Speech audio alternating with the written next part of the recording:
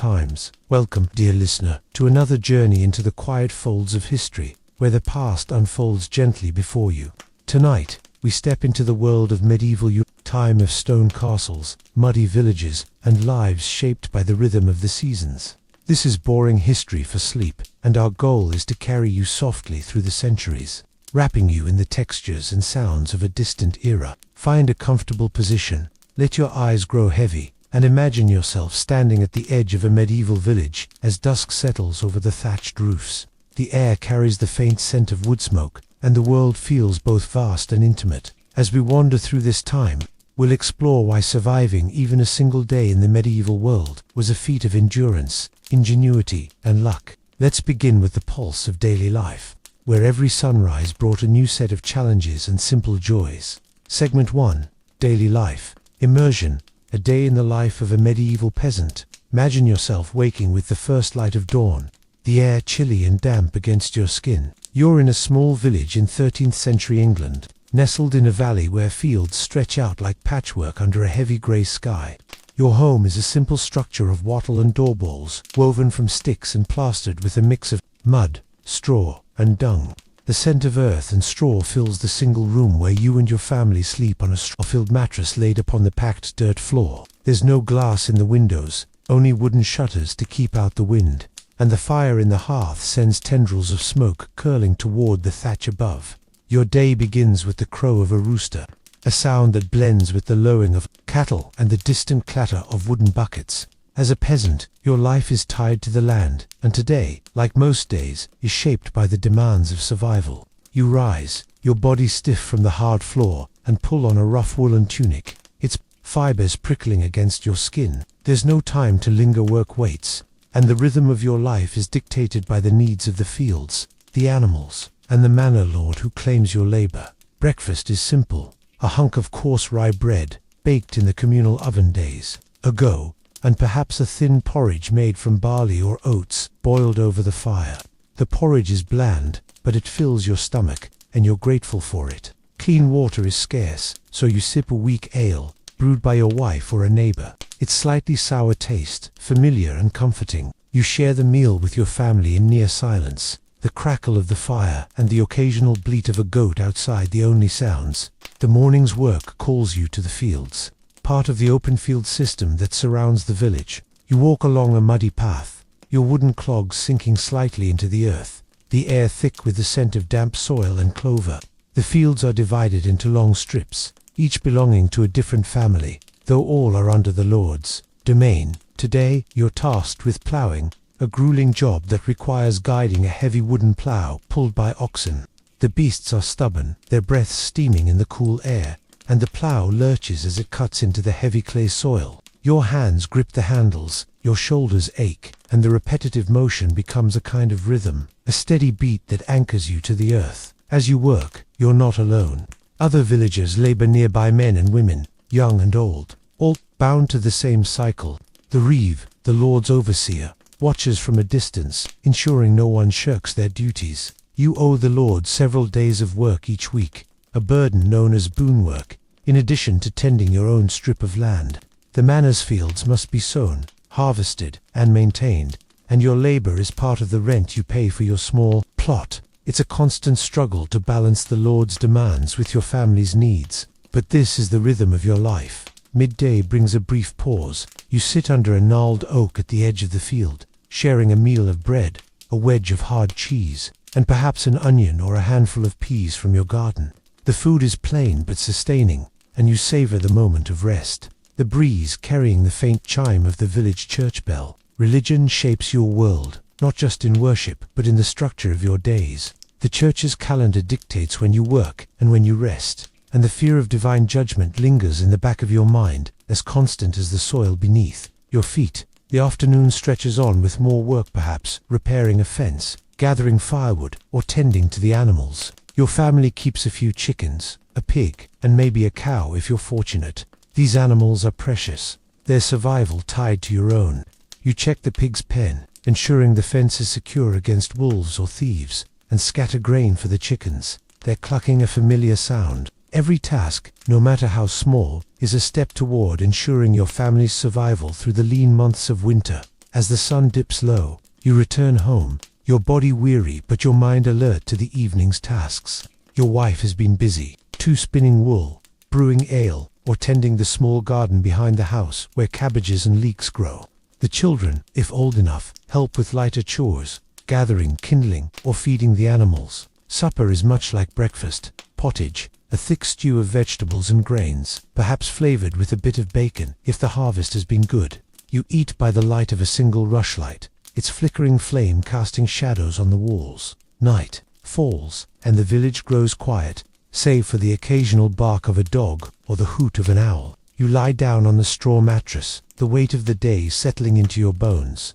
Sleep comes quickly, but it's never guaranteed to be restful. The cold seeps through the walls, and the fear of illness, crop failure, or the Lord's displeasure is ever present. Life as a medieval peasant is a constant struggle, yet it's also marked by moments of quiet resilience: the warmth of the fire, the taste of fresh bread, the shared labor of your community. As you drift off, you're part of a world that endures, one day at a time, under the vast, unchanging sky.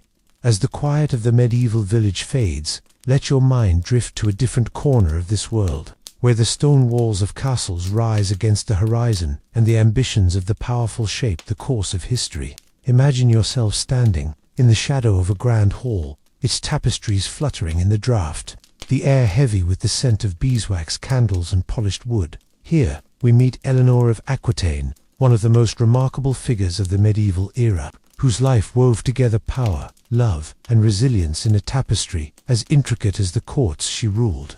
Her story is one of influence and endurance, a steady thread through the turbulence of the 12th century. Let's walk through her life, step by measured step, and see how one woman's choices rippled across kingdoms. Eleanor was born around 1122 in the sun-drenched lands of Aquitaine, a wealthy duchy in what is now southwestern France. Imagine it, the landscape of rolling vineyards and golden fields, where the air carries the sweet scent of lavender and the distant strum of troubadours' lutes. As the eldest daughter of Duke William Nex, Eleanor grew up in a court alive with culture. Poets sang of chivalry, and the ideals of courtly love were taking root. Her childhood was privileged, yet not idle. She was educated in Latin, music, and the art of governance, skills that would later define her legacy. The world she knew was vibrant but precarious, where alliances were forged through marriage and broken by betrayal. At the age of 15, Eleanor's life shifted irrevocably. Her father's death left her as the heiress to Aquitaine, a prize coveted by kings and nobles alike. Picture her standing in a great hall, her auburn hair catching the light, her posture steady despite the weight of her new responsibilities. In 1137, she married Louis, the young heir to the French throne, soon to become King Louis VII. The marriage was a union of politics, not passion, binding Aquitaine's wealth to the French crown. As Queen Eleanor stepped into a world of cold, stone palaces and endless ceremonies, her days filled with the rustle of silk gowns and the murmur of advisers. Yet, she was no passive consort. Her sharp mind and bold spirit made her a force in the French court, though her assertiveness often clashed with the expectations of a demure queen. The Second Crusade, launched in 1147, marked a turning point in Eleanor's life. Imagine the clamor of preparations, knights polishing armor, banners snapping in the wind, and the low chant of monks blessing the endeavor. Eleanor insisted on accompanying Louis, a decision that raised eyebrows but showcased her resolve. She traveled to the Holy Land, enduring dusty roads and the constant threat of ambush, her presence a symbol of royal commitment. The crusade, however, was a failure, marked by missteps and losses that left the Christian forces weakened. Whispers of scandal followed Eleanor, with rumors of her closeness to her uncle, Raymond of Antioch, though these may have been exaggerations, meant to tarnish her reputation. The journey strained her marriage, and by 1152, after 15 years, Eleanor and Louis annulled their union, citing consanguinity, a convenient excuse for mutual dissatisfaction. Eleanor retained her duchy, her independence restored. Now, imagine a new chapter unfolding as Eleanor, still in her early 30s, married Henry Plantagenet, soon to be King Henry II of England. The year was 1152, and their union was a bold alliance, merging Aquitaine with Henry's vast holdings to create the Angevin Empire, a realm stretching from Scotland to the Pyrenees. Picture Eleanor riding beside Henry, her intelligence matching his ambition. As they navigated the treacherous politics of their time, their court was a whirlwind of activity feasts where minstrels played, councils where strategies were forged, and the constant hum of messengers carrying news across kingdoms.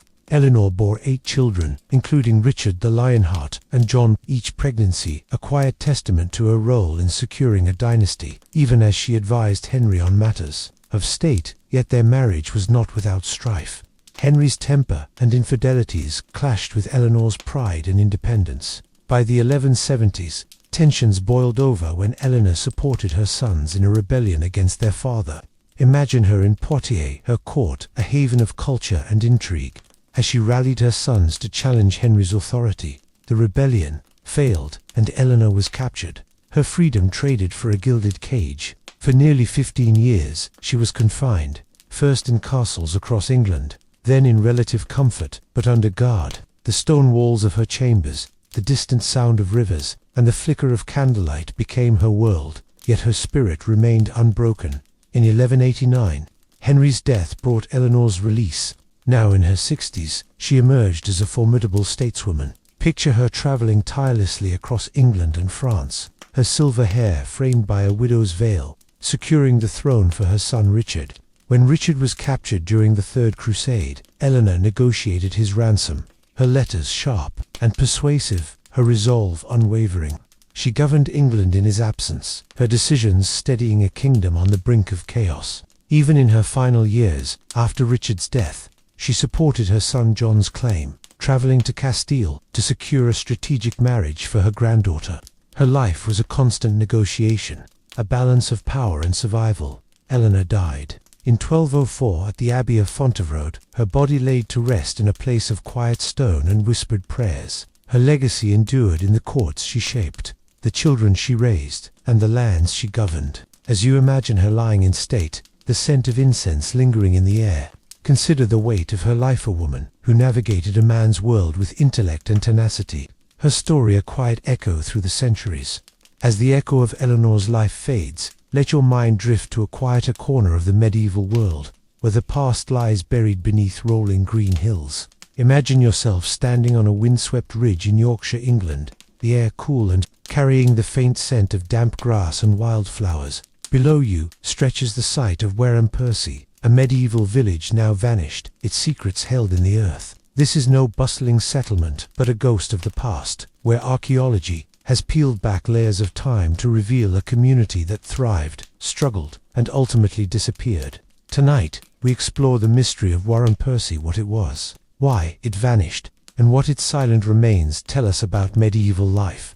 Let the story unfold slowly, like soil brushed gently from a buried relic. Wareham Percy was once a typical medieval village, nestled in a chalk valley of the Yorkshire wolds. Picture a cluster of low thatched houses, their walls of timber and clay huddled around a small stone church. The village likely took shape in the Anglo-Saxon period, growing through the centuries until it reached its peak in the 12th and 13th centuries. Its people, perhaps 100 or 200 souls, lived much like the peasants we met earlier, their days shaped by the rhythm of ploughing fields, tending livestock, and answering to the local lord. The landscape around them was open and fertile, with strips of arable land stretching out in the open field system, the soil rich but demanding.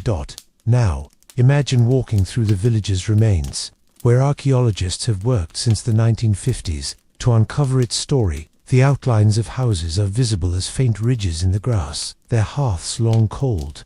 Excavations have revealed the foundations of crofts and tofts, small plots with homes and gardens arranged along a single street. The church, St. Martin's, still stands in part, its weathered stones a testament to centuries of worship.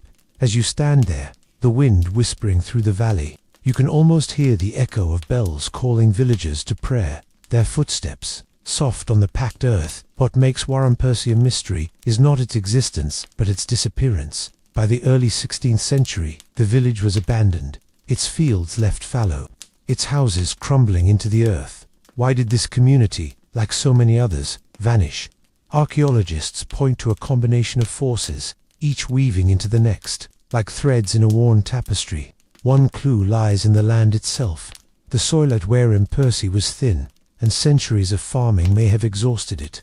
making it harder to coax crops from the ground. Imagine the villagers, year after year, watching their yields dwindle. The weight of hunger, a constant companion. Another factor was economic change. By the 14th and 15th centuries, England's economy was shifting. The Black Death, which swept through in the mid-14th century, left fields empty and labour scarce. At Wareham Percy, the population likely shrank, and those who survived faced new pressures. Landlords, seeking profit, began to favour sheep farming over crops, as wool was a lucrative trade. Picture the fields you once imagined, now dotted with grazing sheep, their bleating replacing the rustle of wheat.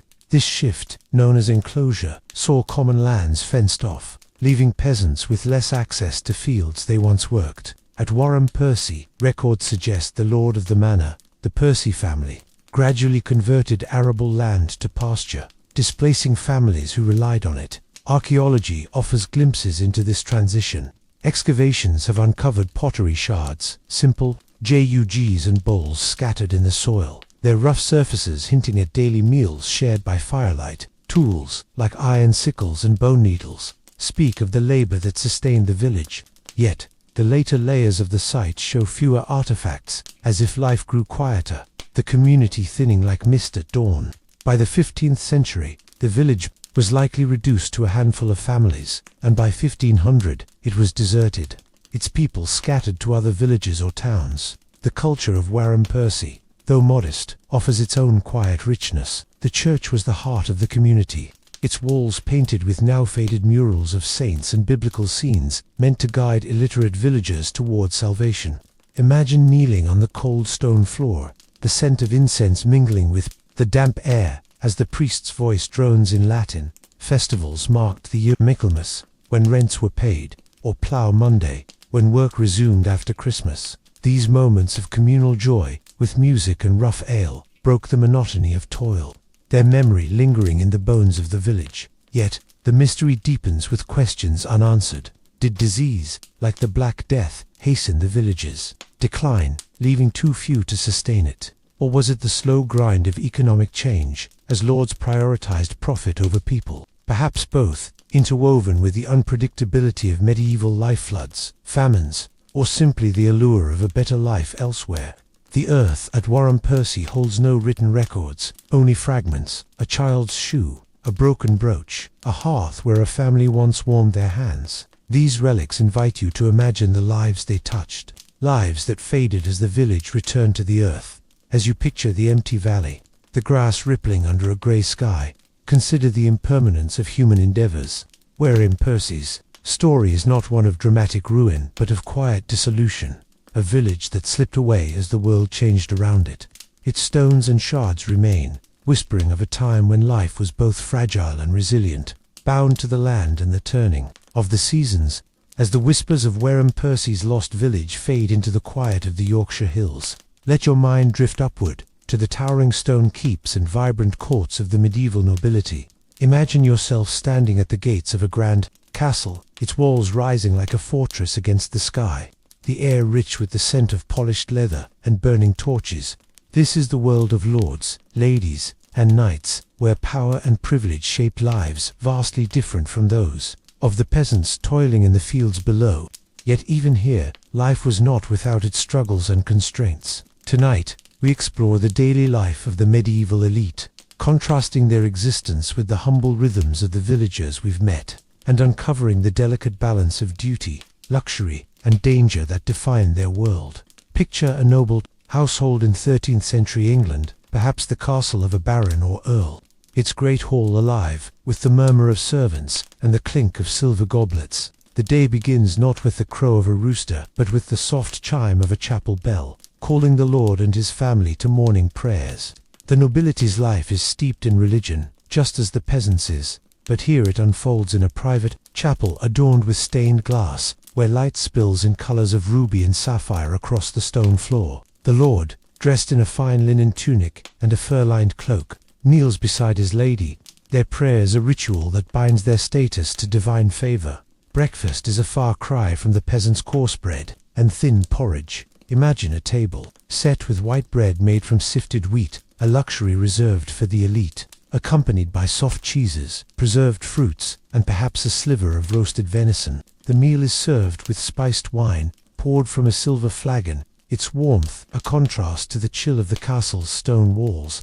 Servants move silently, their footsteps muffled on rushes-strewn floors, ensuring the lord's comfort. Yet even this opulence comes with expectations.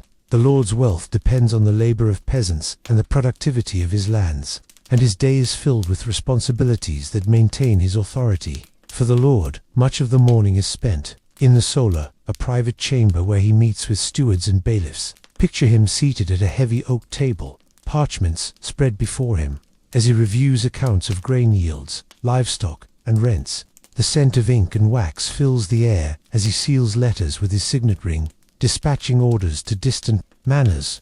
Justice, too, is his domain. He hears disputes from tenants, settling quarrels over land or debts with a word that carries the weight of law.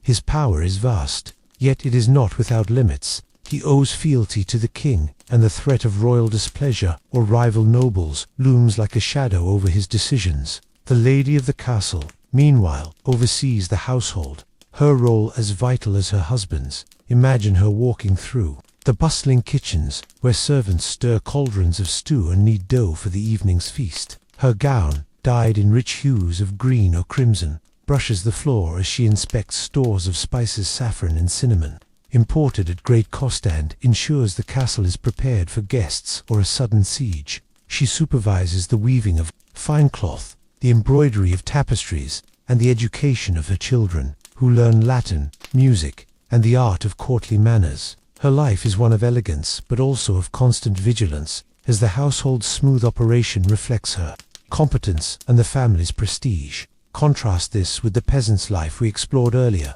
where the peasant toils in the fields, his hands calloused from the plough. The noble rides out to hunt, his horse's hooves thundering across the forest floor, the air sharp with the scent of pine and earth. Hunting is both sport and symbol, showcasing the lord's prowess and his right to the land's bounty. A successful hunt might yield a stag, its meat destined for the castle's table, while the peasant makes do with pottage or, if fortunate, a small portion of bacon.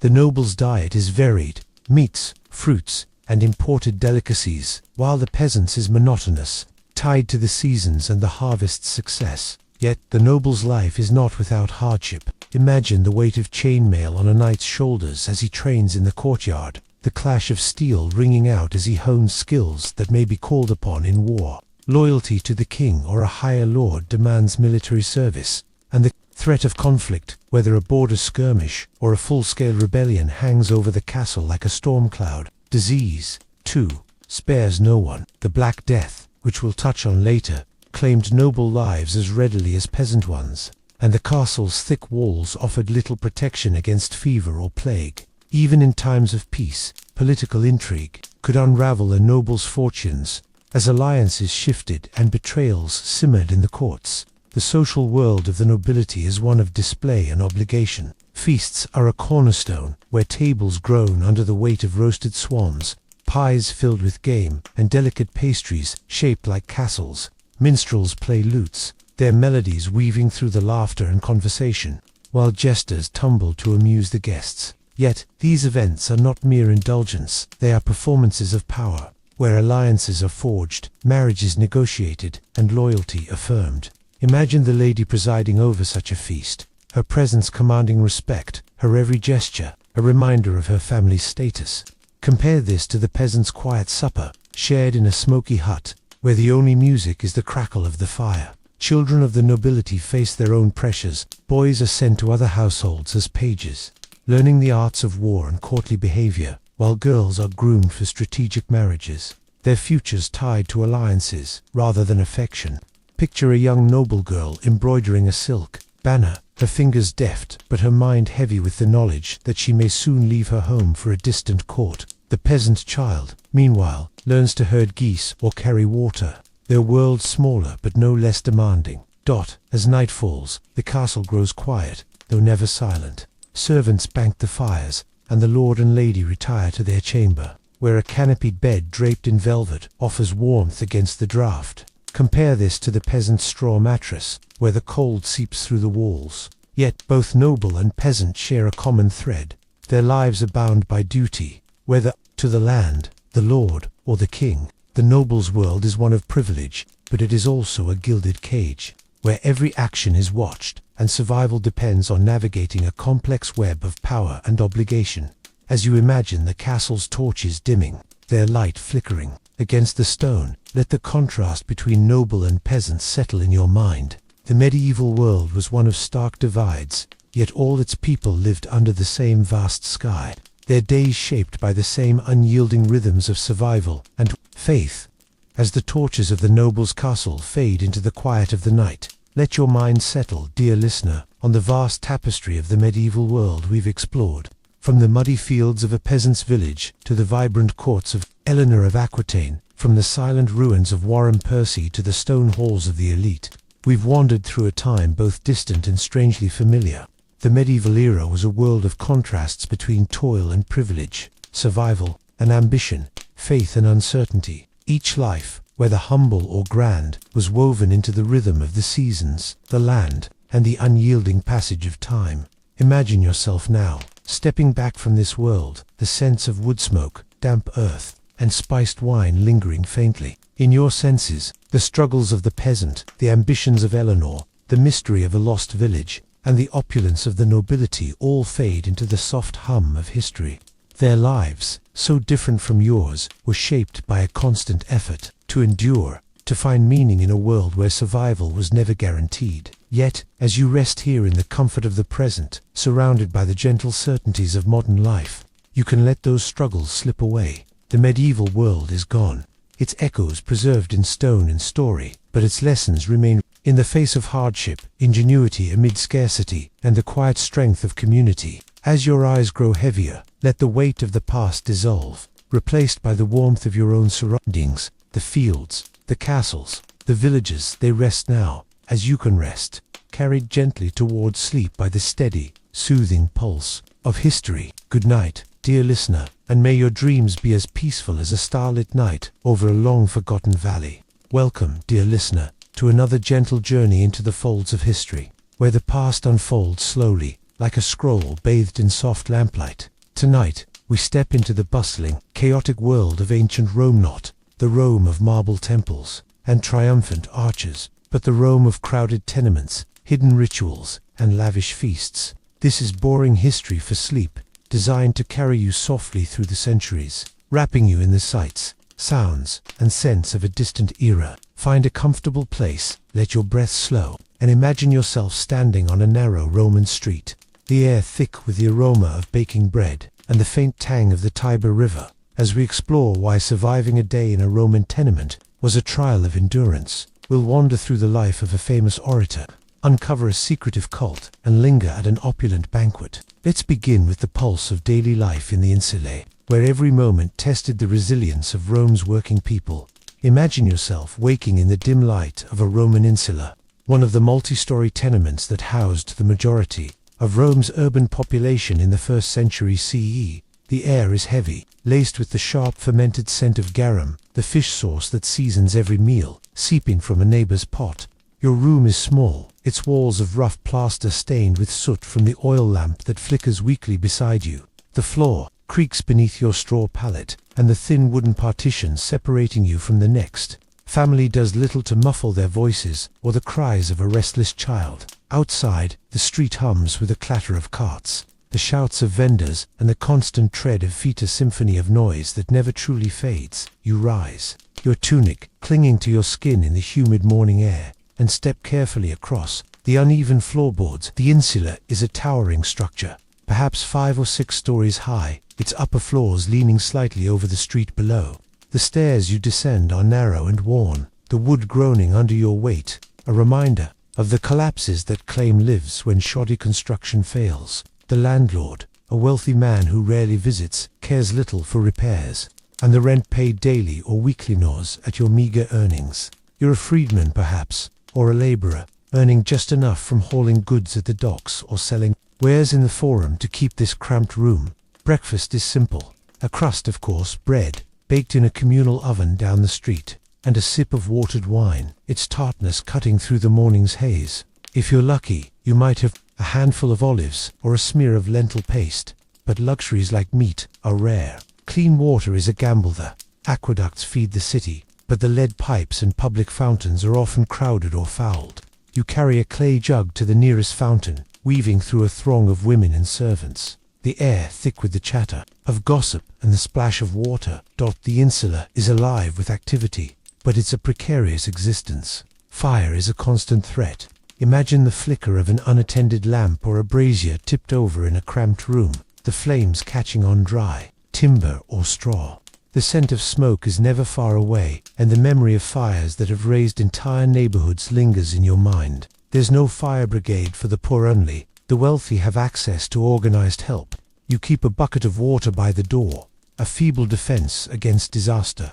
The tenement's walls, often made of cheap brick or wood, offer little protection, and the narrow streets below make escape difficult when flames spread. Sanitation is another challenge. The insula has no private latrines for most residents. You must use a shared latrine on the ground floor, a dank room where a stone bench with holes serves as the toilet, the waste flowing into a cesspit or directly into the street's open sewers. The smell is a constant presence, mingling with the odor of unwashed bodies and refuse piled in alleys. You step carefully to avoid the muck, but the streets are a maze of filth, where chamber pots emptied from upper windows add to the hazard. Disease festers in these conditions, and fevers sweep through the tenements, claiming lives with quiet inevitability. Noise is your constant companion. The walls are thin, and the lives of your neighbors press close. You hear the clatter of pots, the arguments of a couple, the rhythmic creak of a loom as a woman weaves cloth to sell. Outside, hawkers cry their wares: fresh fish, cheap wine, or trinkets from distant provinces, while cartwheels rumble over cobblestones. Forbidden during the day but ever present at dawn and dusk. Sleep is fleeting, broken by the sounds of a city that never fully rests. Yet, amidst this chaos, there's a rhythm to life, a shared struggle that binds the insula's residents. You exchange nods with a neighbor, share a loaf with a friend, or join in the laughter at a street performer's jest. The day stretches on with work. Perhaps you're a porter, carrying heavy sacks of grain from the docks, your shoulders aching under the load, or a scribe, scratching accounts onto wax tablets in a dimly lit shop. The sun climbs high, and the heat in the insula becomes stifling, the upper floors trapping warmth like an oven. You return home at dusk, climbing the creaking stairs, your body weary. Supper is much like breakfast bread, perhaps a thin stew of vegetables, and a sip of ale if you can afford it. You eat by the faint glow of a lamp, the oil's acrid smell blending with the ever-present garum. As night falls, the insula quiets, but only slightly. The city's hum continues, a lullaby of sorts, though not a restful one. You lie on your pallet, the straw prickling through the thin cloth, and think of the landlord's demands, the threat of fire, the ache in your bones. Life in a Roman tenement is a constant struggle, yet it's also a testament to resilience, the ability to carve out a life amidst noise, filth, and danger. As you drift towards sleep, the city's pulse carries you, a reminder of the countless lives that thrived, endured, and faded in the shadow of Rome's grandeur.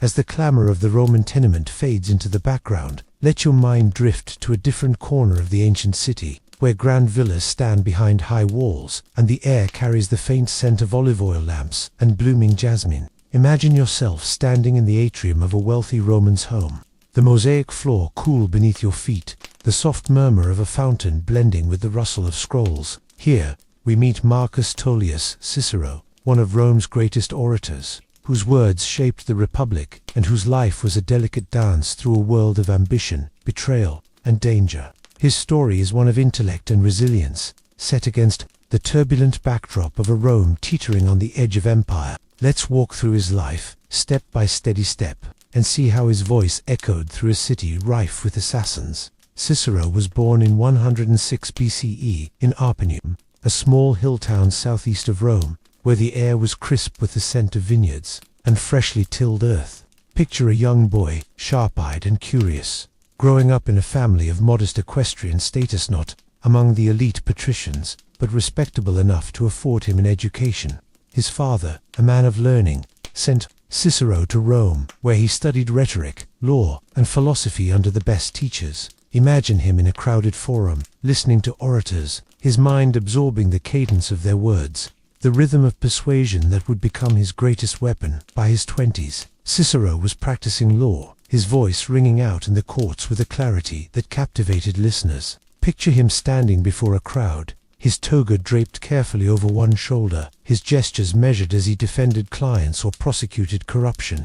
His first major case, in 80 BCE, was against a freedman favored by the dictator Sulla. Cicero's courage in challenging a powerful man's ally earned him fame but also enemies, a pattern that would define his career. The air in the courtroom was thick with tension, the scent of ink and wax tablets mingling with the murmurs of the crowd, as Cicero's words wove a case that was both logical and poetic. Rome in Cicero's time was a city of shifting alliances, where power was a fragile thing. The Republic was fraying, torn by civil wars and the ambitions of men like Pompey, Crassus, and Julius Caesar. Cicero, a new man without noble lineage, relied on his intellect to navigate this world. He became quaestor aedile, praetor, and, in 63 BCE, consoled the highest office in Rome. Imagine him in the Senate, his voice steady as he addressed the patricians, the marble chamber echoing with his warnings against Catiline, a senator plotting to overthrow the government. Cicero's speeches, known as the Catilinarian orations, exposed the conspiracy, saving the Republic, but earning him more foes. The air was heavy with the scent of incense and the weight of political intrigue, as Cicero walked a tightrope between principle and survival. Yet, his sharp tongue came at a cost. In 58 BCE, his enemies, led by the tribune Clodius, engineered his exile, accusing him of executing conspirators without trial. Picture Cicero leaving Rome, his villa abandoned, the streets he once commanded, now hostile. The journey to Thessaly was long, the roads dusty, the sea air sharp with salt as he sailed into temporary obscurity. But Cicero was resilient. He returned a year later, welcomed by crowds, his oratory once again his shield. Imagine him standing in the forum, his voice rising over the chatter of merchants and the clatter of carts, rebuilding his reputation word by word. As Rome's power struggles intensified, Cicero found himself caught in the web of the first triumvirate: Caesar, Pompey, and Crassus. He distrusted Caesar's ambition, but lacked the power to oppose him outright. Picture him in his study, late at night, the flicker of a lamp casting shadows on stacks of scrolls as he wrote philosophical treatises, like De Oratori and De Republica, blending Greek thought with Roman values.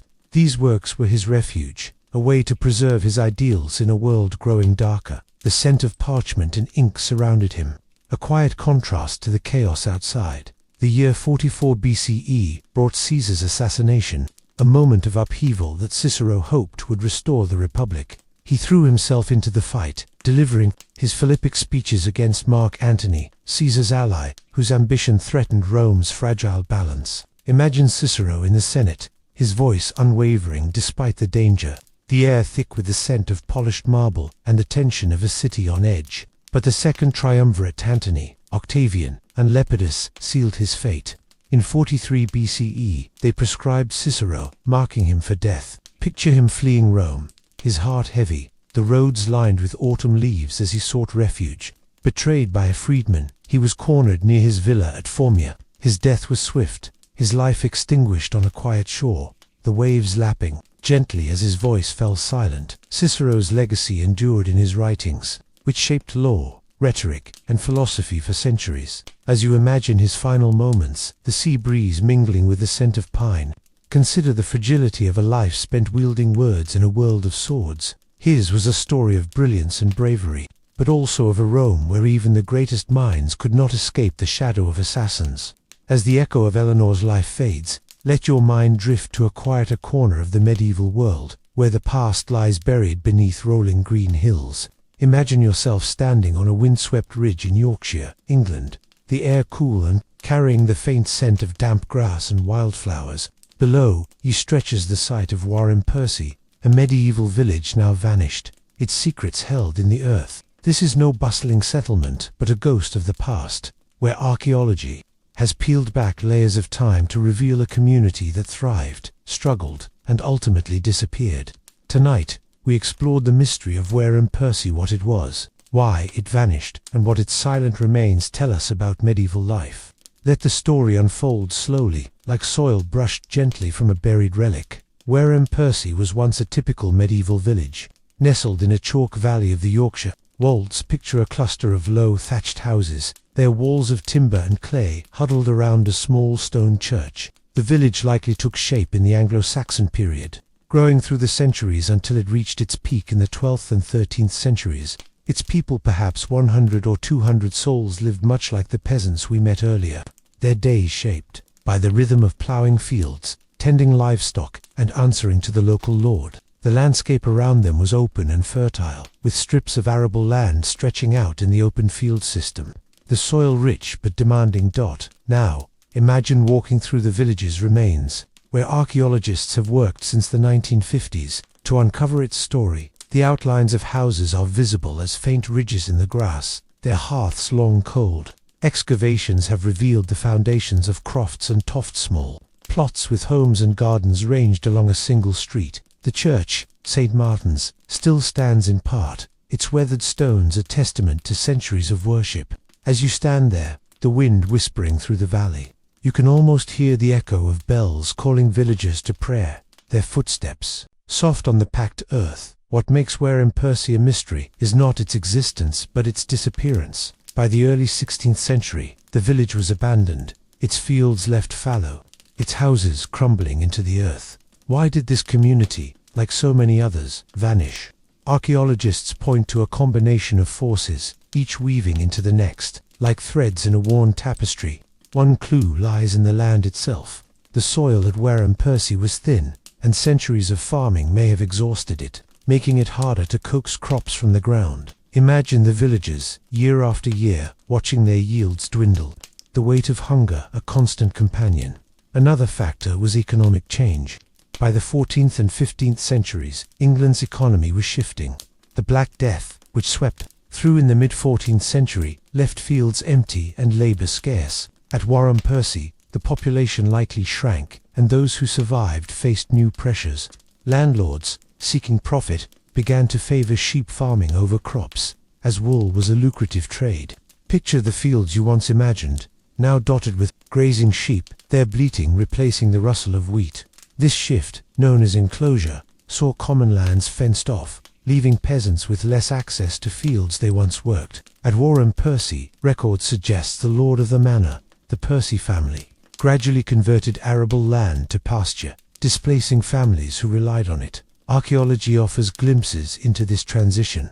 Excavations have uncovered pottery shards, simple jugs and bowls, scattered in the soil, their rough surfaces hinting at daily meals shared by firelight. Tools, like iron sickles and bone needles, speak of the labor that sustained the village. Yet, the later layers of the site show fewer artifacts, as if life grew quieter, the community thinning like mist at dawn.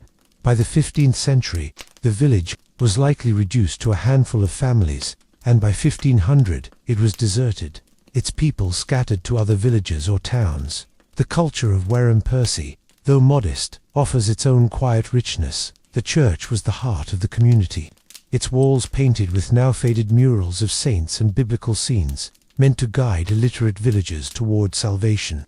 Imagine kneeling on the cold stone floor, the scent of incense mingling with the damp air as the priest's voice drones in Latin. Festivals marked the Thomas, when rents were paid, or Plough Monday, when work resumed after Christmas. These moments of communal joy, with music and rough ale, broke the monotony of toil, their memory lingering in the bones of the village. Yet the mystery deepens with questions unanswered. Did disease, like the Black Death, hasten the village's decline, leaving too few to sustain it? Or was it the slow grind of economic change, as lords prioritized profit over people? Perhaps both, interwoven with the unpredictability of medieval life, floods, famines, or simply the allure of a better life elsewhere. The earth at Wareham Percy holds no written records, only fragments: a child's shoe, a broken brooch, a hearth where a family once warmed their hands. These relics invite you to imagine the lives they touched, lives that faded as the village returned to the earth. As you picture the empty valley, the grass rippling under a grey sky, consider the impermanence of human endeavours. Wareham Percy's story is not one of dramatic ruin, but of quiet dissolution. a village that slipped away as the world changed around it. Its stones and shards remain, whispering of a time when life was both fragile and resilient, bound to the land and the turning of the seasons. As the whispers of Wareham Percy's lost village fade into the quiet of the Yorkshire hills, let your mind drift upward to the towering stone keeps and vibrant courts of the medieval nobility. Imagine yourself standing at the gates of a grand castle, its walls rising like a fortress against the sky, the air rich with the scent of polished leather and burning torches. This is the world of lords, ladies, and knights, where power and privilege shaped lives vastly different from those of the peasants toiling in the fields below. Yet, even here, life was not without its struggles and constraints. Tonight, we explore the daily life of the medieval elite, contrasting their existence with the humble rhythms of the villagers we've met, and uncovering the delicate balance of duty, luxury, and danger that defined their world. Picture a noble household in 13th century England, perhaps the castle of a baron or earl, its great hall alive with the murmur of servants and the clink of silver goblets. The day begins not with the crow of a rooster, but with the soft chime of a chapel bell, calling the lord and his family to morning prayers. The nobility's life is steeped in religion, just as the peasants' is, but here it unfolds in a private chapel adorned with stained glass, where light spills in colors of ruby and sapphire across the stone floor. The lord, dressed in a fine linen tunic and a fur-lined cloak, kneels beside his lady. Their prayers, a ritual that binds their status to divine favor.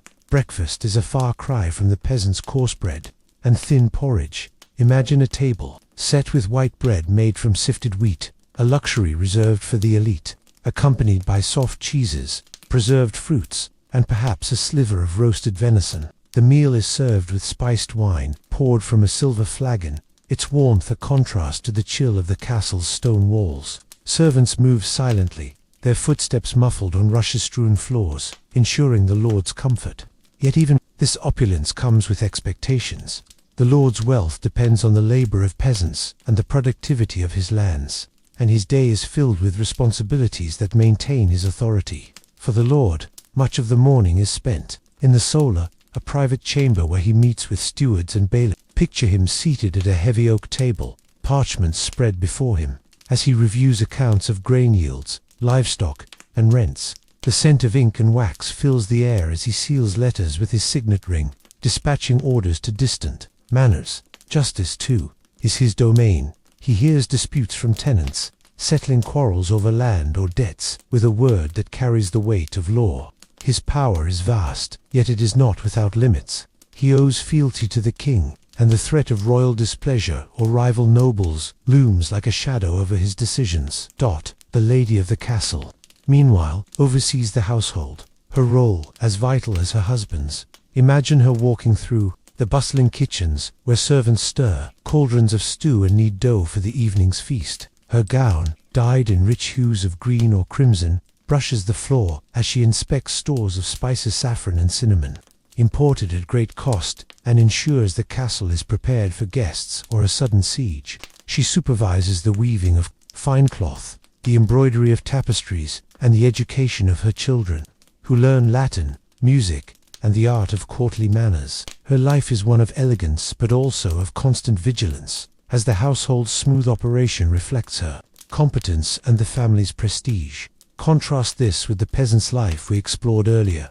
where the peasant toils in the fields, his hands calloused from the plough. The noble rides out to hunt, his horse's hooves thundering across the forest floor, the air sharp with the scent of pine and earth. Hunting is both sport and symbol, showcasing the lord's prowess and his right to the land's bounty.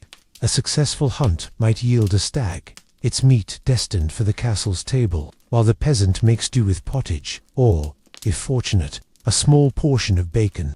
The noble's diet is varied, meats, fruits, and imported delicacies, while the peasant's is monotonous, tied to the seasons and the harvest's success. Yet the noble's life is not without hardship. Imagine the weight of chainmail on a knight's shoulders as he trains in the courtyard, the clash of steel ringing out as he hones skills that may be called upon in war. Loyalty to the king or a higher lord demands military service, and the threat of conflict, whether a border skirmish or a full-scale rebellion, hangs over the castle like a storm cloud. Disease, too, spares no one. The Black Death, which we'll touch on later, claimed noble lives as readily as peasant ones, and the castle's thick walls offered little protection against fever or plague. Even in times of peace, political intrigue could unravel a noble's fortunes, as alliances shifted and betrayals simmered in the courts. The social world of the nobility is one of display and obligation. Feasts are a cornerstone, where tables groan under the weight of roasted swans,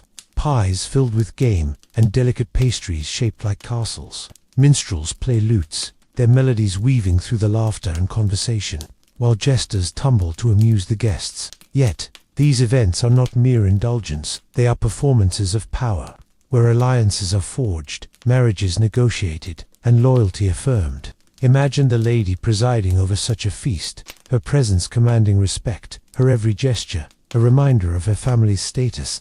Compare this to the peasant's quiet supper, shared in a smoky hut, where the only music is the crackle of the fire. Children of the nobility face their own pressures. Boys are sent to other households as pages, learning the arts of war and courtly behavior, while girls are groomed for strategic marriages, their futures tied to alliances rather than affection. Picture a young noble girl embroidering a silk banner, her fingers deft but her mind heavy with the knowledge that she may soon leave her home for a distant court. The peasant child, meanwhile, learns to herd geese or carry water, their world smaller but no less demanding. As night falls, the castle grows quiet, though never silent. Servants bank the fires, and the lord and lady retire to their chamber, where a canopied bed draped in velvet offers warmth against the draught. Compare this to the peasant's straw mattress, where the cold seeps through the walls. Yet, both noble and peasant share a common thread. Their lives are bound by duty, whether to the land, the lord, or the king. The noble's world is one of privilege, but it is also a gilded cage, where every action is watched, and survival depends on navigating a complex web of power and obligation. As you imagine the castle's torches dimming, their light flickering against the stone, let the contrast between noble and peasant settle in your mind. The medieval world was one of stark divides, yet all its people lived under the same vast sky, their days shaped by the same unyielding rhythms of survival and faith. As the torches of the noble's castle fade into the quiet of the night, let your mind settle, dear listener, on the vast tapestry of the medieval world we've explored. From the muddy fields of a peasant's village to the vibrant courts of Eleanor of Aquitaine, from the silent ruins of Wareham Percy to the stone halls of the elite, we've wandered through a time both distant and strangely familiar. The medieval era was a world of contrasts between toil and privilege, survival and ambition, faith and uncertainty. Each life, whether humble or grand, was woven into the rhythm of the seasons, the land, and the unyielding passage of time. Imagine yourself now, stepping back from this world, the sense of wood smoke, damp earth, and spiced wine lingering faintly in your senses, the struggles of the peasant, the ambitions of Eleanor, the mystery of a lost village, and the opulence of the nobility all fade into the soft hum of history.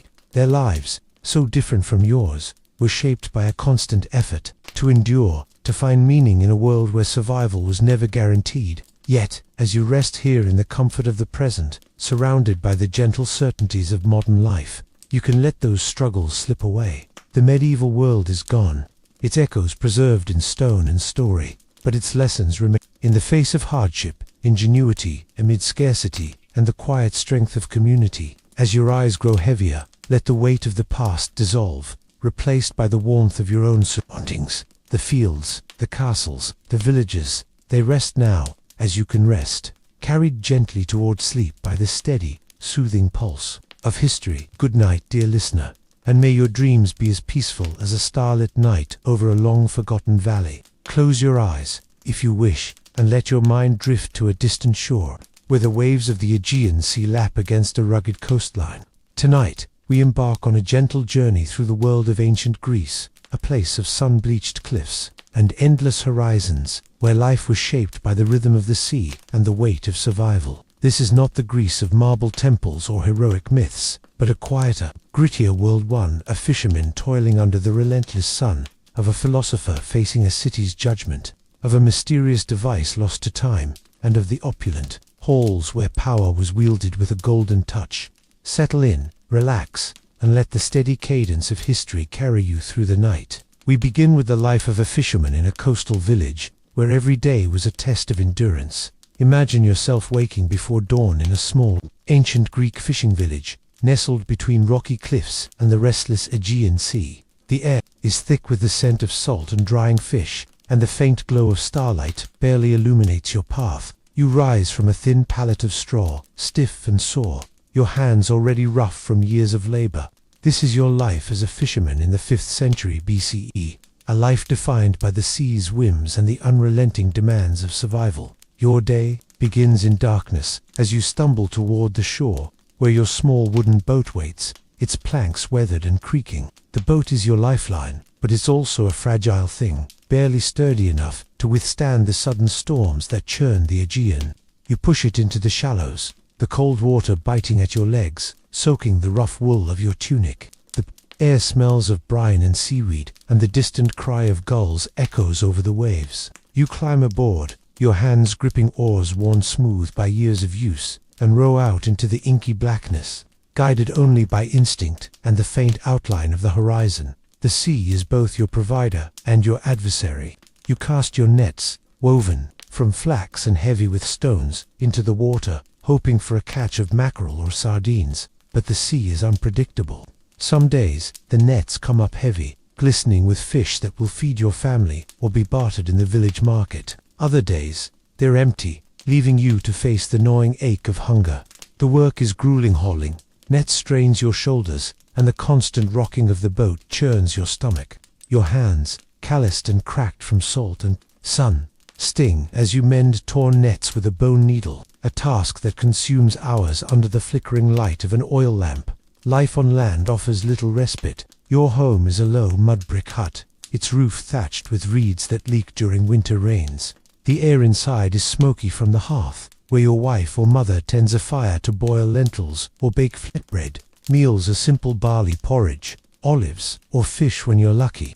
Fresh water is scarce, carried in heavy clay jars from a spring a mile away, and the labor of fetching it often falls to you when the day's fishing is done. The village itself is a cluster of similar huts, surrounded by olive groves and rocky fields, where farmers scratch out a living from the thin soil. The community is tight-knit, but tensions simmer. Disputes over fishing grounds or stolen catches can turn neighbors into rivals. Danger is a constant companion. The sea claims lives with little warning. Sudden squall can capsize your boat, leaving you to the mercy of the waves. Even on calm days, the sun burns your skin, and the salt dries your lips to cracking. Disease lurks in the cramped village, where sanitation is a luxury unknown.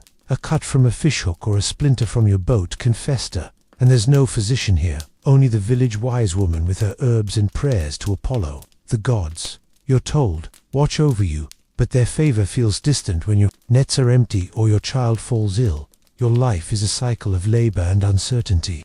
You rise before dawn, fish until dusk, mend nets or repair your boat by lamplight, and collapse onto your straw pallet, only to repeat it all again. There's no time for leisure, no space for dreams beyond survival.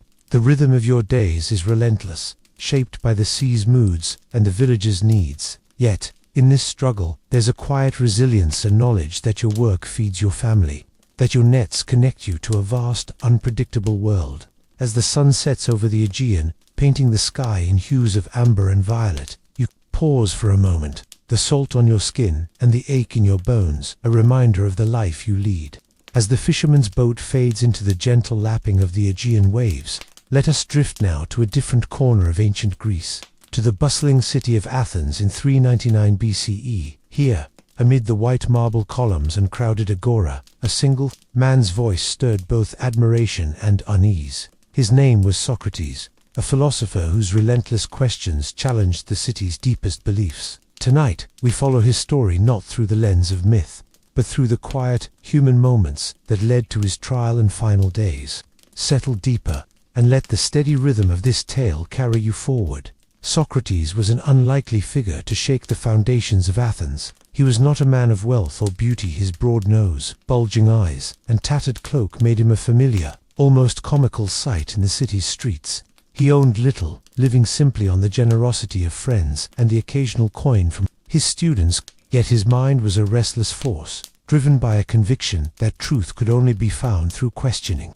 Imagine him standing in the agora, the marketplace alive with the clatter of carts and the chatter of merchants. He would approach a politician, a poet, or a craftsman, his voice calm but piercing, asking, "What is justice?" or "What is courage?" With each question, he unraveled their assumptions, exposing gaps in their knowledge, leaving them both frustrated and intrigued. This habit of questioning earned Socrates many followers, especially among the young men of Athens, who trailed him like shadows, eager to witness his debates. But it also sowed seeds of resentment. Athens, in the late 5th century BCE, was a city bruised by war and plague. The Peloponnesian War against Sparta had drained its resources, and a devastating epidemic had claimed countless lives.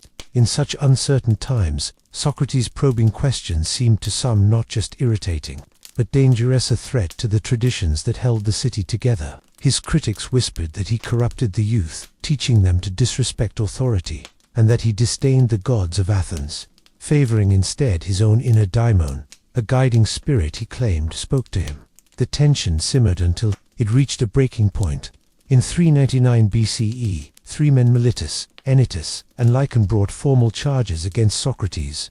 The accusations were grave impiety for failing to honor the city's gods, and corrupting the young men who followed him. The trial was set to take place in the Athenian law courts, a stone's throw from the agora, where a jury of 501 citizens would decide his fate.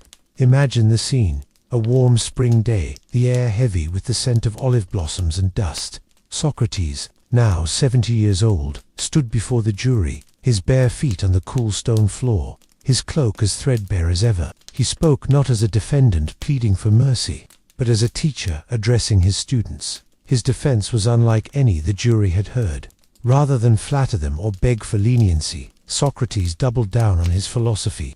He explained that his questioning was a service to Athens, a way to awaken its citizens to examine their lives.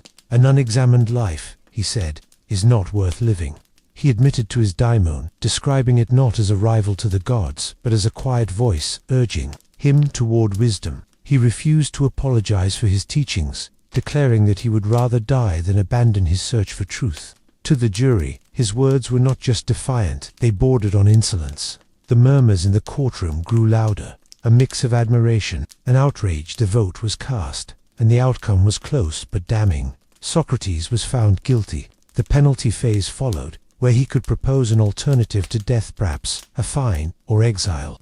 But Socrates, true to himself, suggested instead that Athens should reward him with free meals for life, as it did for its Olympic champions. The jury, unamused, sentenced him to death by drinking a cup of hemlock, a poison derived from a plant that grew wild in the Greek countryside. As the verdict was read, Socrates remained calm, his face betraying no fear, only a quiet acceptance. He was taken to a small prison cell, a stone chamber lit by a single high window. There, he spent his final days, surrounded by his students, Plato, Crito, and others who wept and urged him to escape. Athens' laws allowed for such things, with a bribe to the guards, but Socrates refused. To flee, he said, would betray the principles he had lived by, undermining the laws he had always respected. On his last day, as the sun dipped below the horizon, painting the cell in shades of amber, the jailer brought the hemlock. Socrates took the cup, his hands steady, and drank deeply.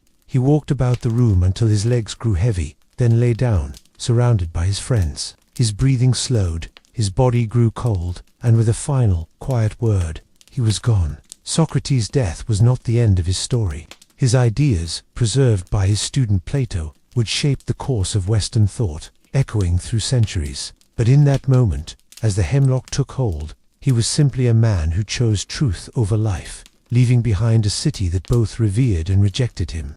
As we linger on this image, the philosophers still form. The soft weeping of his friends let us pause, ready to shift our gaze to another mystery of ancient Greece. As the shadow of Socrates fades into the quiet streets of Athens, let us drift now to the depths of the Aegean Sea, where a different kind of enigma awaits. Picture the ocean's surface, glinting under a Mediterranean sun, hiding secrets in its depths. In the year 1901, sponge divers off the small island of Antikythera stumbled upon a shipwreck. its timbers long decayed, its cargo scattered across the seabed. Among the statues and amphorae, they found something extraordinary, a corroded lump of bronze and wood that would come to be known as the Antikythera mechanism. Tonight, we explore this ancient device, its intricate gears whispering of a forgotten genius, its purpose still cloaked in mystery. Settle in, and let the gentle unraveling of this puzzle lull your mind. Imagine the moment of discovery, divers in heavy helmets, tethered to their boat by air hoses, combing the ocean floor. The shipwreck, dating to the 1st century BCE, was a treasure trove: marble, statues, pottery, and coins, all encrusted with coral. But the mechanism, at first glance, was unremarkable, a greenish mass no larger than a shoebox. When it was brought to the surface, cleaned and studied, scholars realized they had found something unprecedented. This was no simple artifact. It was a machine, a complex assembly of at least 30 bronze gears, fitted together with a precision that seemed impossible for its time. The wood that once encased it had rotted, but the gears, though worn, hinted at a purpose both practical and profound. What was the Antikythera mechanism? To understand it, picture a device not unlike a modern clock, but instead of tracking hours, it mapped the heavens. The gears, some as small as a coin, were arranged to mimic the movements of the sun, moon, and planets. One turn of a hand crank would set them in motion, their teeth clicking softly as they calculated celestial positions. Inscriptions on the device, etched in tiny Greek letters, offered instructions and described astronomical cycles. Scholars now believe it could predict solar and lunar eclipses, track the phases of the moon, and even mark the dates of the Olympic Games. Its dials displayed not just time, but the cosmos itself, a mechanical model of the universe, as the Greeks understood it. The craftsmanship is staggering. The gears were cut with such precision that each tooth meshed perfectly, requiring a level of skill that rivals modern watchmaking. Imagine a workshop in ancient Greece, perhaps in Rhodes or Alexandria, where a craftsman bent over a workbench, the air heavy with the scent of olive oil used to lubricate the bronze. His tools were simple hammers, chisels, and files, but his knowledge was vast, blending geometry, astronomy, and engineering. The mechanism's design reflects the theories of Hipparchus, a Greek astronomer who mapped the stars a century earlier, suggesting the device was the product of a sophisticated intellectual tradition. Yet no other artifact like it has ever been found, making it a singular marvel, a whisper of a lost science. But questions linger, as soft and persistent as the waves that hid the mechanism for centuries. Who built it, and for whom? Was it a tool for astronomers, a teaching device for students, or a prestige object for a wealthy patron? The shipwreck offers clues. It carried luxury goods, suggesting the mechanism belonged to someone of means, perhaps a merchant or a scholar traveling between Greek cities. Some speculate it was bound for Rome, where Greek knowledge was prized. Others wonder if it was a one-of-a-kind creation, a prototype never replicated. The inscriptions mention a calendar used in Corinthian colonies, hinting at a connection to Syracuse or Western Greece, but the trail grows faint. Why was such a remarkable device lost to history? The shipwreck itself provides part of the answer, swallowed by the sea. Its secrets were buried for 2 millennia, but the broader mystery is why no texts describe similar machines. Greek literature celebrates the works of Archimedes, who built mechanical models of the heavens, yet the Antikythera mechanism stands alone. Perhaps it was too complex, too costly to reproduce, or perhaps the knowledge behind it faded as empires fell and libraries burned. Modern scans, using X-rays and digital imaging, have revealed more gears and inscriptions, but each discovery raises new questions. Was it used for astrology, navigation, or religious rituals? Did its creators imagine a world where such machines were commonplace? As we ponder these questions, imagine the mechanism itself, now housed in a quiet museum in Athens. Its bronze gears, green with age, sit under soft lights, a testament to human ingenuity. The sea that claimed it has long since settled, and the hands that crafted it are dust. But its mystery endures, a gentle invitation to wonder. What other marvels lie hidden, waiting to be found? As we linger on this thought, let us shift our gaze once more from the depths of the sea to the heights of power, where a very different life unfolded in ancient Greece. Settle into the quiet of the night, and let your mind drift to a distant land, where the Tigris and Euphrates rivers carve their way through a sun-baked plain. This is ancient Mesopotamia, the cradle of civilization, where the first cities rose from the dust some 5,000 years ago. Tonight, we wander through the bustling streets of Uruk, where farmers toiled under a relentless sun. A legendary king forged an empire. Ancient tablets whispered secrets, and priest-kings ruled in divine splendor. This journey is not one of grand battles or shining heroes, but of the quiet rhythms of lives long past, grueling, ingenious, and intricate.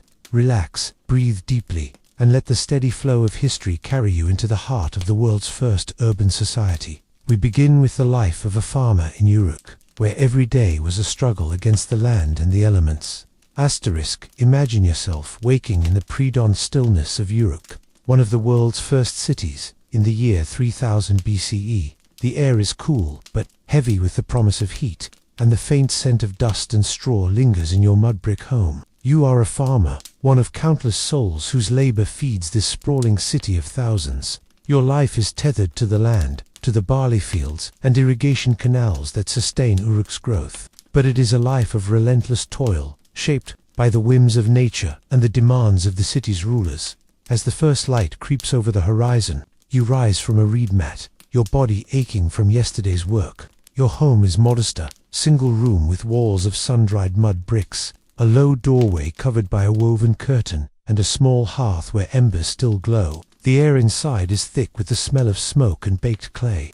You slip on a simple kilt of rough wool, its fibers scratching against your skin, and step outside into the narrow, winding streets of Uruk. The city is already stirring bray, children scamper, and the distant hum of the marketplace carries on the breeze. Your day begins in the fields just beyond the city's walls, where the land is crisscrossed with irrigation ditches fed by the Euphrates. These canals are your lifeline, channeling water to your barley and wheat crops, but they are also a constant source of worry. A poorly maintained ditch can dry up, starving your fields, or overflow, flooding them with silt. You spend hours each day inspecting the channels, clearing debris with a wooden spade, the mud heavy and cool against your hands.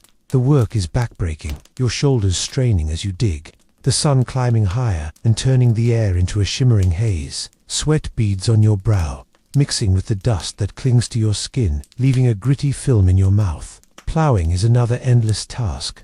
Your plow is a simple wooden tool, its blade worn from scraping the hard earth. You guide it behind a pair of oxen, their hooves sinking into the soil as you urge them forward with a reed switch. The rhythm of their steps is steady but exhausting, and the heat presses down, unrelenting. By midday, your throat is parched, and you pause to drink from a clay jug, the water warm and tasting faintly of earth. Lunch is sparser, handful of barley flatbread and a few dates, chewed slowly in the shade of a palm tree. The constant threat of drought or flood looms over you. A single bad season could mean hunger for your family, or worse, the loss of your land to creditors. Life in Uruk is not just about the fields. You return to the city to deliver surplus grain to the temple, a towering ziggurat that dominates the skyline. The priests, clad in fine linen, record your contribution on clay tablets, their stylus pressing wedge-shaped marks into the soft surface. Taxes are heavy, claimed by both the temple and the palace, and failure to pay can mean debt or servitude. The marketplace offers some relief, a chaotic sprawl of stalls where you barter grain for oil, wool, or a rare piece of fish. The air is alive with the clamor of voices, the bleating of goats, and the sharp tang of spices. Yet even here, you feel the weight of the city's hierarchy. Merchants and scribes move with purpose, while you, a farmer, are just another face in the crowd. Danger is ever present. The canals that sustain your crops can breed disease, carried by mosquitoes that thrive in the stagnant water. Fevers sweep through the city, claiming the young and old alike, and your only recourse is offerings to the goddess Ninkasi, or the healer's bitter herbs. Bandits lurk on the roads beyond Uruk, and the threat of war with neighboring cities like Yor or Lagash hangs like a shadow. Your home offers little comfort, a cramped space shared with your family, where privacy is a luxury unknown. At night, you lie on your mat, the air thick with the scent of damp earth and the faint drone of insects. Your body weary, but your mind restless with the next day's tasks. The rhythm of your life is unyielding: rise, toil, barter, sleep, and begin again. Yet there is a quiet pride in your work, knowing your grain feeds the city, from the lowliest laborer to the priestkings atop the ziggurat. As the sun sets, casting a golden glow over the fields, you pause, the weight of your plough a familiar burden, the distant city humming with life. This is the world you inhabit, a world of sweat and soil, where survival is both a struggle and a triumph. As the sun sets over the dusty fields of Uruk, leaving the farmer to his rest, let us shift our gaze to a different chapter in Mesopotamia's story, one that echoes through the ages. We travel forward in time to the 24th century BCE, to a man whose name would become legend, Sargon of Akkad. His life, woven from humble beginnings to the founding of the world's first empire, is a tale of ambition, struggle, and quiet resolve. Picture the vast plains of Mesopotamia, dotted with city-states, their mud-brick walls rising against the horizon. Settle in, and let the steady rhythm of Sargon's journey guide you deeper into the night. Sargon's story begins not in a palace, but in the humblest of circumstances. Legend, preserved in later cuneiform texts, tells of his birth to a priestess. In the city of Azupianu, forbidden to keep her child, she placed him in a reed basket, sealed with bitumen, and set it adrift on the Euphrates River. The river, shimmering under a twilight sky, carried the basket to the hands of a water drawer, named Aki, who raised the boy as his own. Imagine young Sargon, his small hands gripping a clay jug, fetching water under the same scorching sun that baked the farmer's fields. His early life was one of labor, blending into the rhythm of a riverbank village, where the air smelled of wet clay and fish. Yet something within Sargon stirred a quiet ambition that set him apart. As a young man, he found work in the court of Yorzababa, king of Kish, a powerful city-state north of Uruk. He served as a cupbearer, a role that brought him close to power, carrying wine in a polished goblet to the king's table. The palace was a world apart from the village, its halls lined with cedar beams, the air heavy with incense. But it was also a place of intrigue, where whispers of betrayal hung like dust in the air. Yorzababa, sensing a threat in growing influence, sent him on a mission to Lugal-Zagesi, the king of Umma, hoping his rival would rid him of this upstart. Instead, Sargon's charisma and cunning won him allies, and he returned to Kish, not as a servant, but as a challenger. The details of Sargon's rise are shrouded in the haze of ancient texts, but the outcome is clear. He overthrew Yorzababa, claiming Kish for himself. Picture him standing before the city's gates, his simple tunic now replaced with a warrior's cloak, his voice steady as he rallied his followers. From Kish, Sargon turned his gaze to the fragmented city-states of Sumeruruk, Yor-Lagash, and Yumuch, fiercely independent, their rulers locked in endless rivalries. With a small but loyal army, he waged campaigns across the plain, not with reckless fury, but with calculated precision.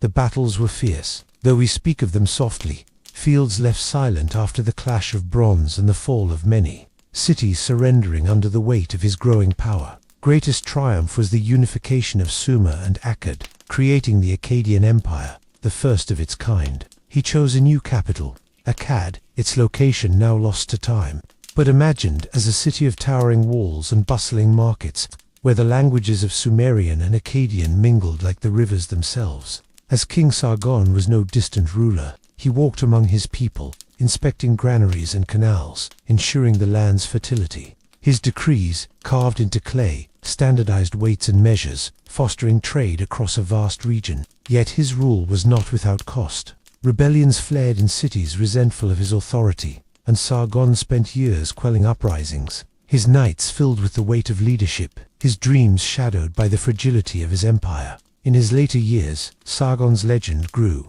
Stories told of his campaigns beyond Mesopotamia, to the cedar forests of Lebanon and the silver mines of Anatolia.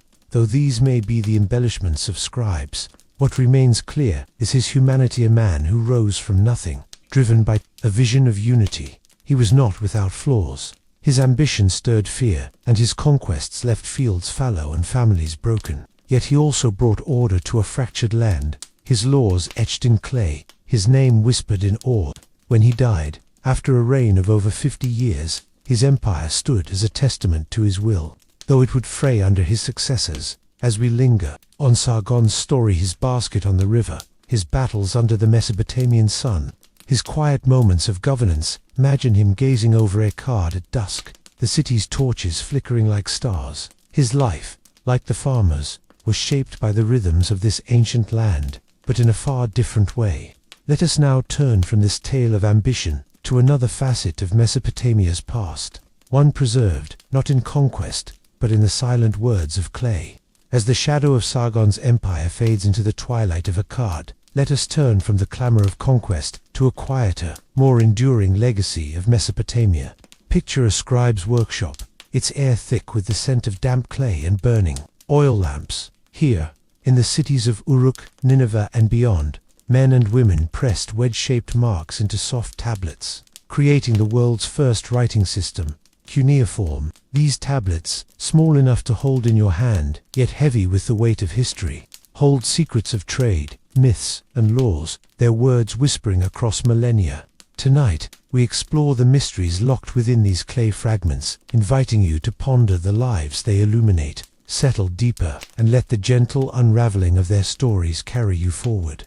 Imagine a scribe at work in the 7th century BCE, in the grand city of Nineveh, under the reign of King Ashurbanipal. The workshop is a modest room, its walls lined with shelves of drying tablets. The scribe, trained from youth, dips a reed stylus into water, then presses it into a palm-sized slab of clay, still soft from the riverbank. Each wedge-shaped mark, precise and deliberate, forms part of a larger script, rows of symbols that capture everything from barley shipments to epic tales. The air is cool, the silence broken only by the soft scratch of stylus on clay and the distant hum of the city. Once finished, the tablet is baked in the sun or a kiln, its words hardened for eternity. Cuneiform was born in Uruk around 3200 BCE, not for poetry or history, but for necessity.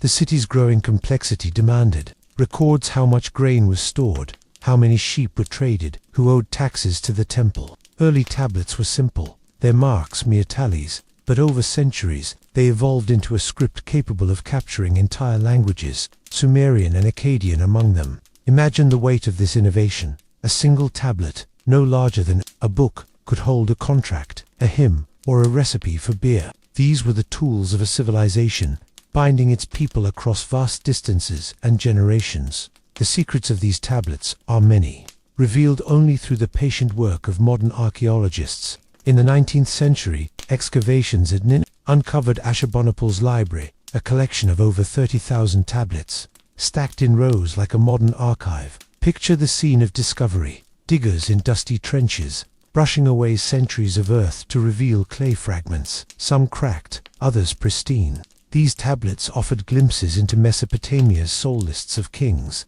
medical prescriptions, and the Epic of Gilgamesh, a tale of friendship and mortality that resonates even today. One tablet might detail a merchant's journey to Dilmun, trading wool for copper.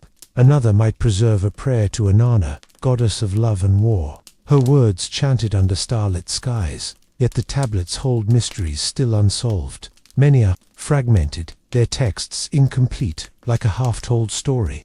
Scholars puzzle over their meanings, deciphering symbols that shift between languages and dialects. Some tablets record astronomical observations, tracking Venus across the heavens, suggesting a science far advanced for its time. Others hint at lost knowledge, recipes for medicines, maps of canals, or rituals for forgotten gods. Who wrote these words, and for whom? Were they meant for priests, merchants, or kings, or simply for posterity?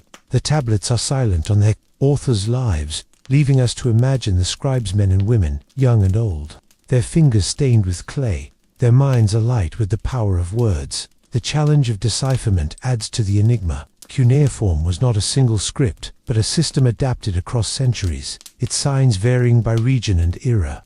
Imagine a scholar today, hunched over a tablet under soft museum lights, piecing together fragments like a jigsaw puzzle. Some texts remain unreadable, their languages lost to time, their secrets locked in clay. Others, like the legal codes of Hammurabi, reveal a society obsessed with order, rules for marriage, trade, and punishment, etched with a precision that speaks of a culture both rigid and vibrant. Yet even these raise questions. How were these laws enforced? Did the people of Uruk or Babylon feel their weight, as the farmer did his taxes? As we linger on these tablets, picture them scattered across Mesopotamia's cities, buried in the ruins of palaces and temples. They were not mere objects but voices, capturing the hopes, fears, and daily rhythms of a civilization. A single tablet could hold a mother's lullaby, a king's decree, or a merchant's complaint about a late shipment. Their survival, against floods, fires, and the march of time, is a quiet miracle, a bridge to a world long gone. As the scribe's stylus falls silent and the workshop fades into darkness, let us shift our gaze once more from the humble clay to the towering splendor of Mesopotamia's elite. As the faint scratch of the scribe's stylus fades into the stillness of the workshop, let us step out from the shadows of clay tablets and ascend to the heights of Mesopotamian power. Picture yourself standing at the base of a towering ziggurat, its baked brick terraces rising like a stairway to the heavens, gleaming under the Mesopotamian sun. This is the domain of the priest-kings, the elite who ruled as intermediaries between gods and men in cities like Uruk and Babylon around 2500 BCE. Their world, unlike the farmer's toil in the dusty fields, is one of ritual, luxury, and divine authority, a stark contrast to the labor that sustained their power. Settle in, and let the gentle cadence of this opulent life guide you toward rest. Imagine entering the temple complex, a sprawling sanctuary enclosed by high walls, its gates flanked by statues of winged bulls, their stone eyes glinting in the torchlight. The air is heavy with the scent of frankincense and myrrh, burned in bronze censers to honor the gods. The priest-king, a figure like Enmerkar of Uruk or later rulers of Babylon, moves through this space with a measured grace, his linen robes embroidered with gold thread, his head crowned with a diadem of lapis lazuli. Unlike the farmer, whose hands are rough with dirt, the priest-king's fingers are adorned with rings of electrum, and his skin is anointed with perfumed oils that carry the faint aroma of roses and saffron. Your day in this world begins, not with labor, but with ceremony. At dawn, the priest-king ascends the ziggurat steps, his attendants trailing behind with offerings of barley, dates, and slaughtered lambs. The rituals are precise, dictated by ancient tradition. A prayer to Anu, the sky god, chanted in Sumerian, its words rising with the smoke of incense. The temple is a hive of activity. Priests in white tunics record offerings on clay tablets, while musicians play lyres and drums, their notes soft and rhythmic, echoing through the courtyard. The priest-king's role is both spiritual and political. He is seen as chosen by the gods, his authority rooted in divine favor, yet he must navigate the demands of nobles, merchants, and rival cities. Life here is one of splendor. Meals are served in the temple's inner chambers, on tables inlaid with cedar and ivory. Platters overflow with roasted meats, honeyed figs, and cakes of sesame and barley, washed down with beer brewed by temple workers. The air is cool, fanned by servants wielding palm fronds, a far cry from the scorching fields where the farmer toils. The priest-king's quarters are adorned with treasures-woven tapestries from Elam, turquoise beads from distant mines, and bronze mirrors polished to a gleam. Even the water he drinks is drawn from sacred wells, carried in silver vessels by attendants who move silently, their heads bowed. Yet this luxury is not without purpose. The priest-king's opulence is a display of power, a signal to his people, and rivals that the gods favor his rule. He oversees the city's granaries, ensuring the farmers' harvests are stored and distributed, a task that binds the people to him through gratitude or necessity. He commissions grand projects, canals to tame the rivers, walls to protect the city, each inscribed with his name, a legacy in clay and stone. His court is a web of alliances, where nobles vie for favor, offering gifts of gold or loyalty in exchange for influence. The air hums with whispered negotiations, the clink of goblets, and the rustle of fine garments. But power carries its burdens. The priest-king's life is hemmed in by ritual and expectation. Every act, from eating to judging disputes, is governed by divine protocol, recorded by scribes for posterity. A poor harvest or a lost battle could be seen as a sign of divine disfavor, stirring unrest among the people. Rivals in other cities, like those in your Lagash, watch for weakness, and even within the temple, priests and advisors plot for their own gain. The priest-king sleeps in a chamber of cedar and gold, but his rest is uneasy, shadowed by the need to maintain his divine mandate. Contrast this with the farmer's life, where survival hinges on the sweat of his brow and the mercy of the rivers. The priest-king commands the farmer's grain, his wealth built on the labor of those below him. While the farmer battles drought and disease, The priest-king offers prayers to avert them, his hands unstained by soil. Yet both are bound to the same land, their lives intertwined in the rhythm of Mesopotamia's cities, one toiling in the fields, the other ruling from the ziggurat's peak. As the temple grows quiet, its torches dimming and the last notes of the lyre fading, the priest-king retires, his thoughts turning to the gods who watch over his reign. Authority is stark contrast to the labor that sustained their power. Settle in and let the gentle cadence of this opulent life guide you toward rest. As the ziggurat's shadow lengthens across the city, we draw our journey through ancient Mesopotamia to a gentle close. We've walked the sun-baked fields of Uruk, where farmers toiled to feed a growing civilization. We've followed the rise of Sargon, a man who wove an empire from scattered cities.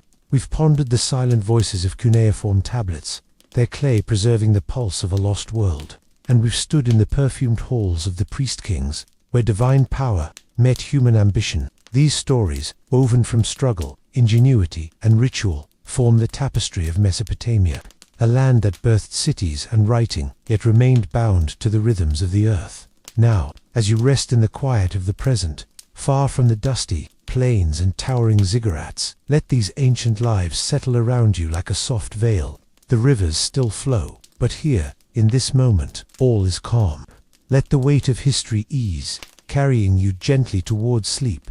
Good night. Close your eyes, if you wish, and let your mind drift to the fog-choked streets of Victorian London, where the air is thick with coal smoke and the distant clatter of horse-drawn carriages. This is the year 1880, a time of progress and prosperity, for some, but for many, a world of unrelenting hardship. Tonight, we wander through the grim shadows of a workhouse, follow the life of a reformer who gave voice to the poor, unravel a chilling mystery that haunted the city, and step into the opulent halls of a merchant's mansion. These are stories of struggle, compassion, enigma, and privilege, woven together to carry you gently through the night. Settle in, breathe deeply, and let the steady rhythm of history guide you. We begin with the desolate world of a London workhouse, where every day was a test of endurance.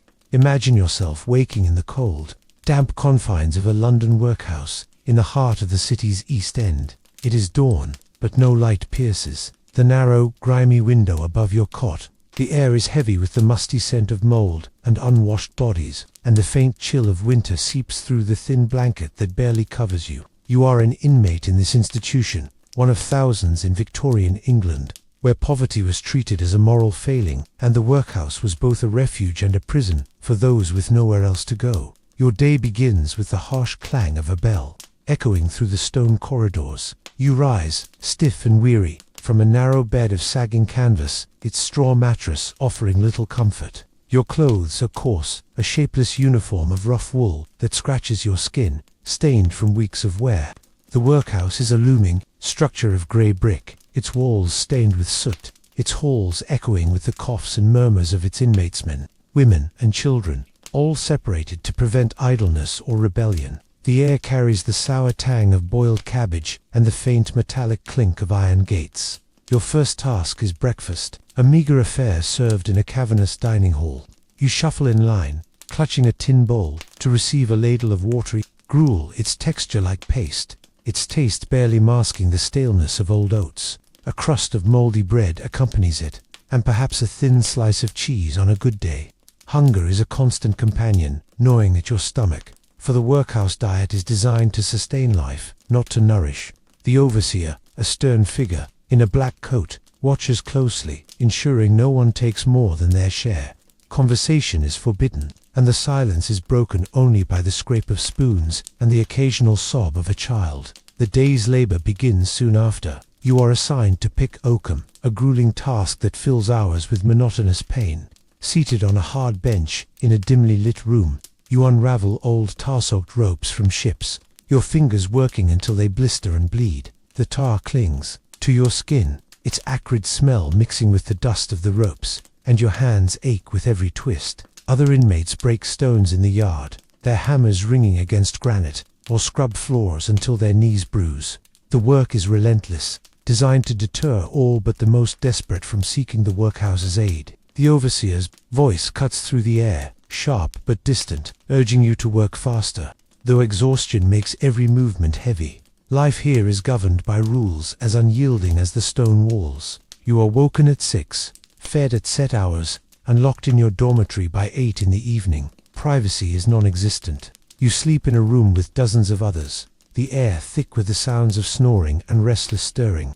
Disease is a constant. Threat fevers and consumption spread quickly in the cramped quarters, and the infirmary, with its bare cots and overworked nurses, offers little hope. The workhouse's purpose is to reform through labor, but to you, it feels like a sentence, each day blending into the next, with no promise of escape. The city outside is a distant dream. Through the high windows, you catch glimpses of London's bustle, carriages rattling over cobblestones, street vendors calling out their wares. But within these walls, time moves slowly, marked only by the tolling of the bell and the ache in your bones. The workhouse strips away dignity, reducing you to a number in the overseer's ledger. Yet, amidst the despair, there are fleeting moments of humanity, a whispered word of kindness from a fellow inmate, a shared glance of understanding during the long hours of labor. As night falls, you return to your cot, the cold stone floor beneath you, a reminder of your place. The workhouse is silent now, save for the creak of the building settling and the distant wail of a child. Your body is weary, your spirit worn, but sleep offers a brief respite from the grind.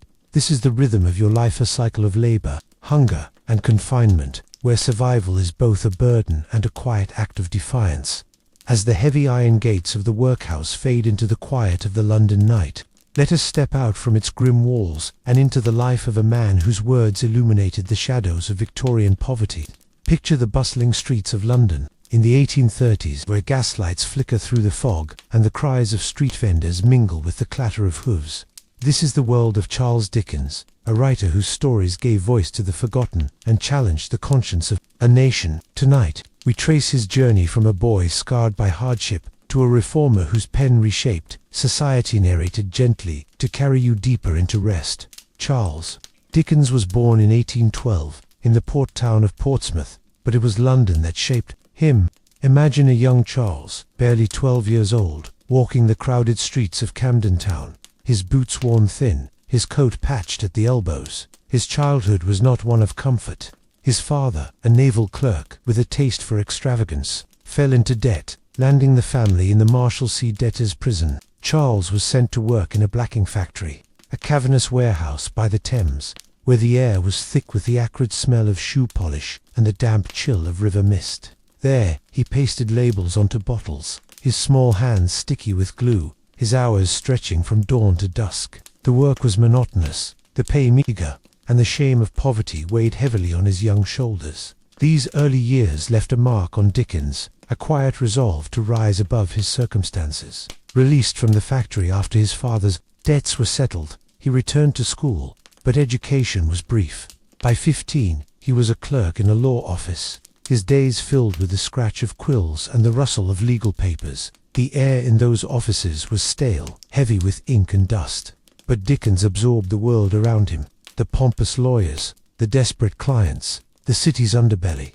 He taught himself shorthand, his fingers flying over notebooks, and soon found work as a journalist, reporting on Parliament's debates and London's street life. His keen eye caught the details others missed, the weary face of a street sweeper, the flicker of a beggar's fire under a bridge. It was his writing, though, that would change everything. In 1836, under the pseudonym Bars, Dickens published Sketches by Boz, a collection of vignettes capturing London's vibrancy and misery. The book's success led to the Pickwick Papers, a serial that charmed readers with its humor and humanity.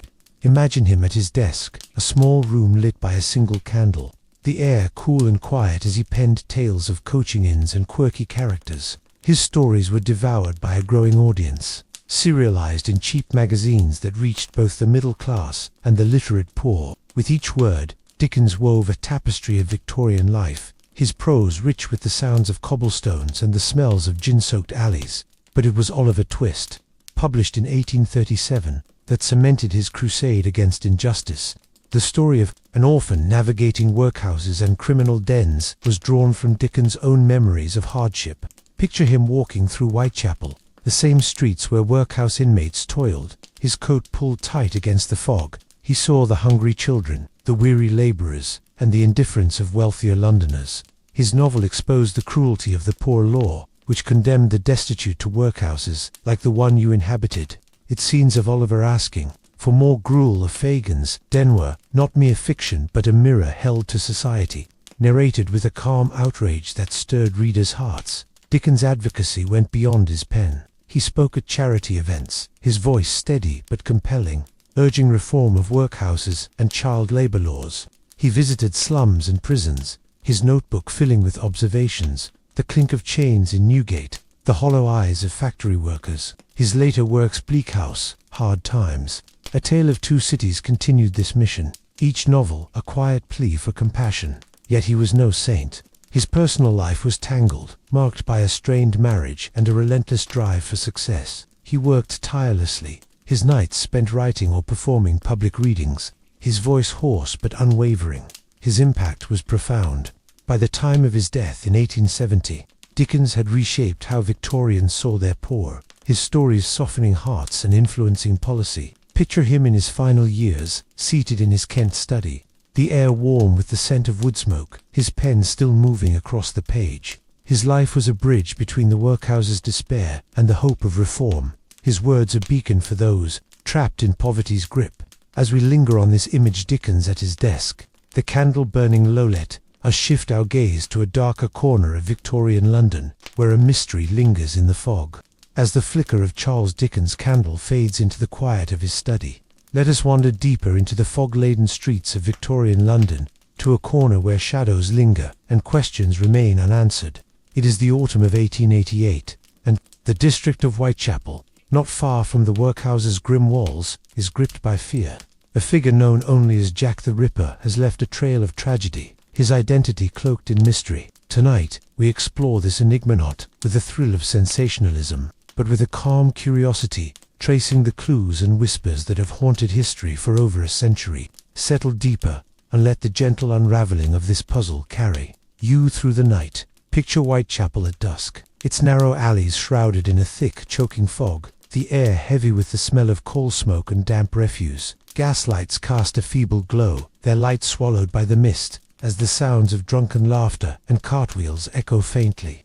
This is a place of poverty, where workhouse inmates and laborers scrape by, and women, often driven to desperation, walk the streets to earn a few pennies. It is here, in this crowded, forgotten corner, that the Ripper's shadow fell. Between August and November of 1888, at least 5 women, Marianne Nichols, Annie Chapman, Elizabeth Stride, Catherine Eddowes, and Mary Jane Kelly met tragic ends, their lives cut short in the darkened alleys. The crimes, though grim, are not our focus. Rather, it is the mystery of who the Ripper was and why he vanished. Imagine the scene after the first tragedy. Police constables, their lanterns swaying, patrolling the cobbled streets, their boots splashing through puddles. The newspapers, read aloud in pubs and workhouses, carried stories of the killer, their headlines bold but their details sparse. The victims, known as the Canonical Five, were linked by their shared circumstances, women of the underclass, their lives marked by hardship, their deaths discovered in the early hours. The precision of the act suggested knowledge, perhaps medical, but the lack of witnesses left investigators grasping at shadows. Clues emerged, yet each deepened the enigma. Letters, signed Jack the Ripper, arrived at police stations and newspapers, some taunting, others possibly hoaxes. One, known as the From Hell letter, came with a parcel, a grim token that chilled even the hardest detectives. Picture the police headquarters at Scotland Yard, its rooms lit by gas lamps, where officers pored over these missives, their ink smudged, their words cryptic. The letters described the crimes in a mocking tone, but offered little to identify their author. Were they genuine, or the work of a prankster exploiting the city's fear? The question lingers, as soft and elusive as the fog itself. Suspects were many, but none confirmed. Imagine a list scrawled in a detective's notebook. Aaron Kosminski, a local barber with a troubled mind. Montague Druitt, a barrister whose life ended soon after the crimes. Walter Sickert, an artist with a fascination for the macabre. Others pointed to a royal connection, Prince Albert Victor Rohr, even a woman, though evidence was thin. Each suspect carried a story: Kosminski's wanderings in Whitechapel, Druitt's quiet despair, Sickert's paintings that echoed the city's darkness. Yet no proof tied any to the crimes. and the police, hampered by limited forensics, relied on witness accounts that faded like mist in the morning light. Why did the killings stop? This is perhaps the greatest puzzle. After November 1888, the trail went cold. Some believe the Ripper died, perhaps by his own hand, like Druitt, found in the Thames. Others suggest he was incarcerated, possibly in an asylum, or fled to another country, his shadow slipping beyond reach. The streets of Whitechapel grew quieter, but the fear lingered, whispered in taverns and workhouse dormitories. Modern scholars, armed with tools unknown to Victorian police, have studied the letters, the crime scenes, and even DNA traces on a shawl.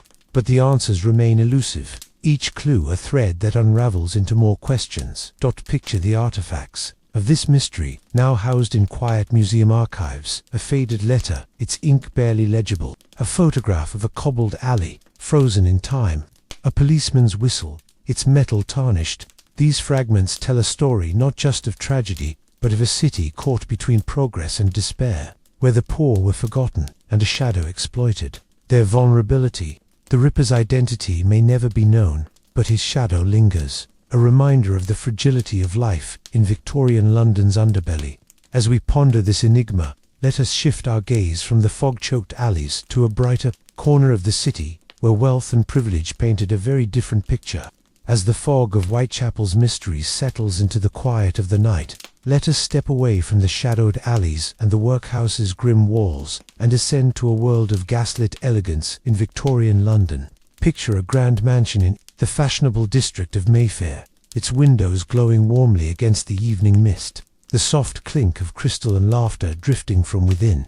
This is the home of a wealthy merchant, a man whose trade empire spans continents, his life a stark contrast to the toil of the workhouse inmate. Tonight, we explore this opulent existence, where privilege and ambition shape every moment, narrated gently to lull you toward rest. Imagine standing at the mansion's entrance, your feet on a polished marble doorstep, the air carrying the faint scent of lavender, polish and beeswax candles. The door swings open, revealing a grand hall adorned with gilded mirrors and a chandelier that scatters light like stars.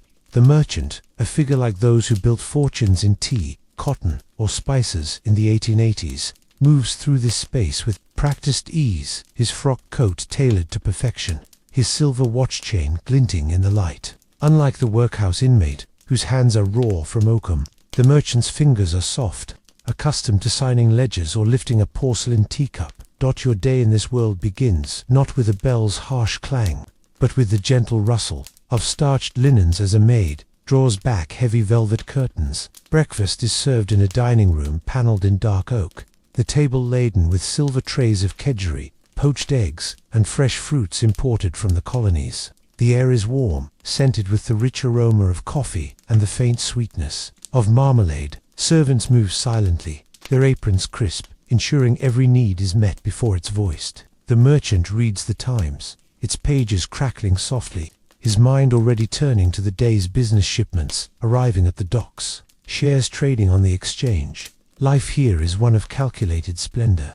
The merchant's wealth flows from trade, his warehouses in East London filled with crates of indigo, silk, or sugar, goods extracted from distant lands. His mornings might be spent in a mahogany-lined office, the air thick with the smell of ink and leather-bound ledgers, where clerks tally profits under his watchful eye. Or he may visit the city, London's financial heart, where the clatter of typewriters and the hum of negotiation fill the air. His carriage, cushioned in plush velvet, carries him through streets the workhouse inmate will never see, past grand banks and gentlemen's clubs, where deals are sealed over brandy and cigars. The mansion is a stage for social ambition. Imagine an evening soiree, the drawing room aglow with gaslight, its walls hung with oil paintings of pastoral scenes. Ladies in silk gowns, their jewels catching the light, glide across the parquet floor, while gentlemen in tailcoats discuss politics or the latest exhibition at the Royal Academy. The air is alive with the tinkle of piano keys and the soft murmur of conversation, tempered by the clink of champagne flutes. The merchant and his wife play host, their every gesture polished, their hospitality a tool to climb the social ladder, perhaps securing an invitation to a lord's estate or a daughter's marriage to a titled heir. Yet this privilege is not without its pressures. The merchant's wealth is a fragile thing, tied to volatile markets and far-flung ventures. A sunken ship or a failed crop in India could unravel his fortune, a fear that lingers even in his opulent study, where he pores over telegrams by lamplight. Society demands constant displacement, gowns, rare wines, a box at the opera each expense, a gamble to maintain status. His household, with its army of maids, footmen, and cooks, is a small empire to manage, and scandals, like a servant's gossip or a son's reckless gambling, could tarnish his name.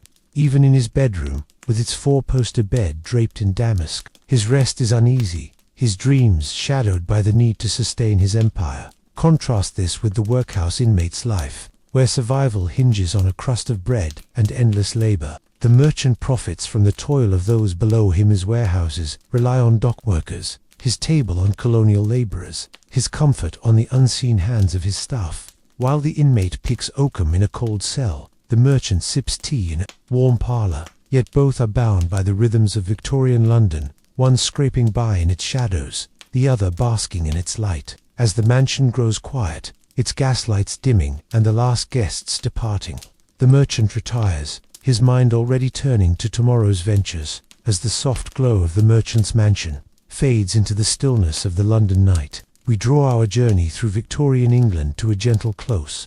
We've walked the desolate halls of a workhouse, where poverty was a relentless captor. We've followed Charles Dickens, whose words lit a path toward reform. We've pondered the chilling mystery of Jack the Ripper, a shadow in the city's fog, and we've lingered in the opulent world of a merchant, where wealth masked its own fragility. These lives, so different yet intertwined, form the tapestry of a city at the height of empire, marked by both progress and profound inequality. Now, as you rest in the comfort of the present, far from the coal smoke and cobblestone streets, let these stories settle around you like a warm blanket. The fog has lifted, and here, in this moment, all is calm. Let the weight of history ease, carrying you gently toward sleep. Good night.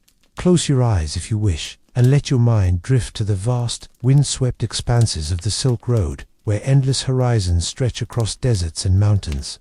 It is the 13th century, a time when trade bound distant lands, from the markets of China to the bazaars of Persia. Tonight, we journey through this ancient network, exploring the grueling life of a caravan worker, the odyssey of a famed traveler, the enigma of a lost oasis, and the splendor of a Khan's court. These are stories of endurance, discovery, mystery, and power, woven into a gentle tapestry to carry you through the night.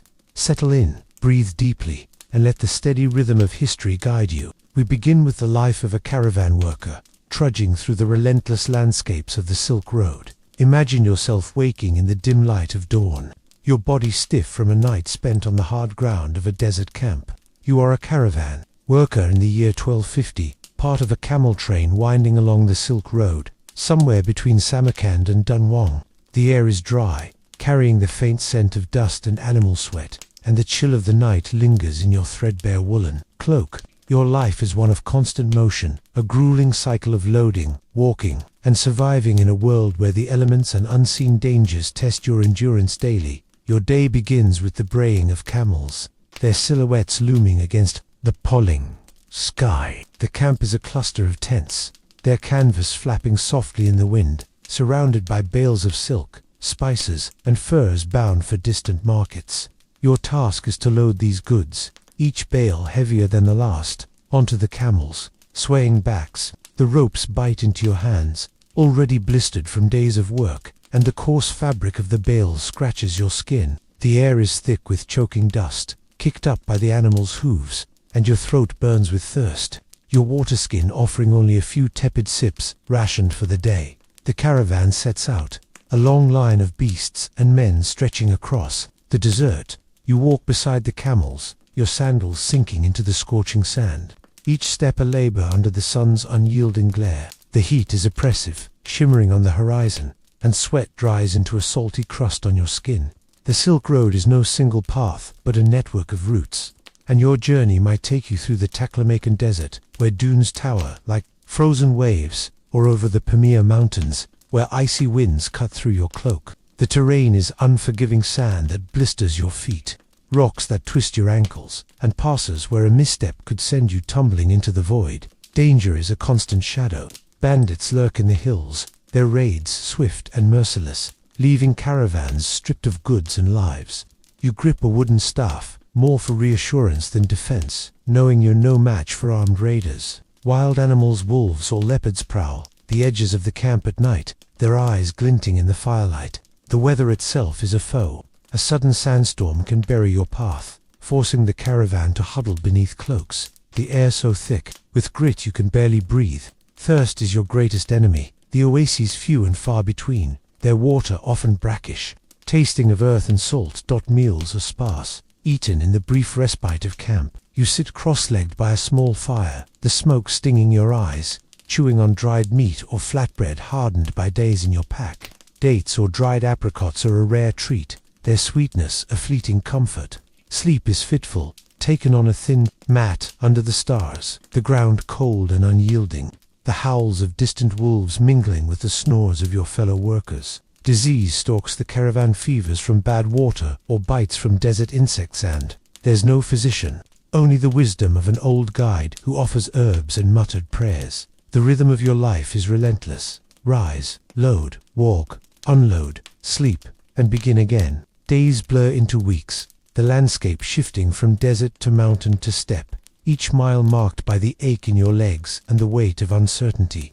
Yet there's a quiet pride in your role, knowing your labor carries silk to kings and spices. Two distant tables, as the sun sets, painting the dunes in hues of amber and violet. You pause, the caravan stretching into the distance, a lifeline across the vast unknown.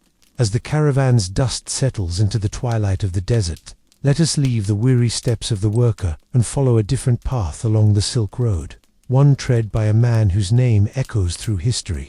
Picture the year 1271, the bustling port of Venice, where ships bob on the Adriatic and merchants haggle over silks and spices. Here, a young Marco Polo, barely 17, sets out on a journey that will carry him across continents to the court of Kublai Khan. Tonight, we trace his odyssey, a tale of wonder, resilience, and quiet ambition narrated softly to guide you deeper into rest. Imagine Marco, a lanky youth with sharp eyes, standing on a Venetian dock, the air thick with the tang of salt water and tar. He travels with his father, Niccolo, and uncle Mafio, merchants who have already ventured to the east and returned with tales of a great Khan.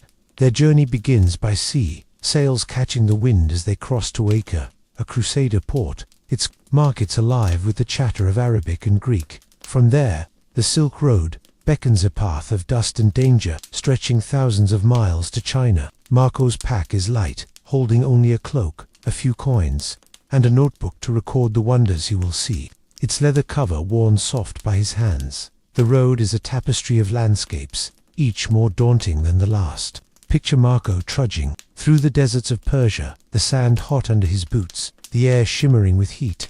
He passes caravanserais, stone shelters where travelers rest, their courtyards filled with the scent of roasting lamb and the murmur of many tongues. In the Pamir Mountains, the air grows thin, and Marco wraps his cloak tighter against the biting cold, his breath visible in the frosty dawn. The caravan, much like the workers, is a lifeline, camels laden with goods, guides muttering prayers to ward off bandits. Marco learns their ways, his Italian tongue stumbling over Persian and Turkic phrases, his ears tuned to the creak of saddles and the howl of distant wolves. After years of travel, nearly 3.5 by some accounts, Marco reaches the court of Kublai Khan in Chengdu around 1275. Imagine the scene, a palace of white marble and gilded roofs, its halls fragrant with sandalwood and jasmine. The Khan, an imposing figure in silk robes, his beard streaked with grey, takes a liking to the young Venetian. Marco, now in his 20s, becomes a favoured emissary, sent on missions across the Mongol Empire. He travels to Yunnan, where rice paddies gleam under monsoon rains, and to the salt mines of the south, their air heavy with dust. He observes the Khan's paper money, a marvel unknown in Europe, and the postal system, with riders galloping on sturdy ponies. Each journey is recorded in his notebook, the ink smudged by sweat, capturing cities, customs, and creatures, elephants, crocodiles, and spices that burn the tongue. Life in the Khan service is not without struggle. Marco navigates a court of intrigue, where advisors vie for favor, and a misstep could mean disgrace. He learns to bow low, to speak with care, his Venetian bluntness softened by years among diplomats. Homesickness gnaws at him. He dreams of Venice's canals, their water lapping against stone, so different from the vast steppes. The journey home, when it comes in 1292, is no easier.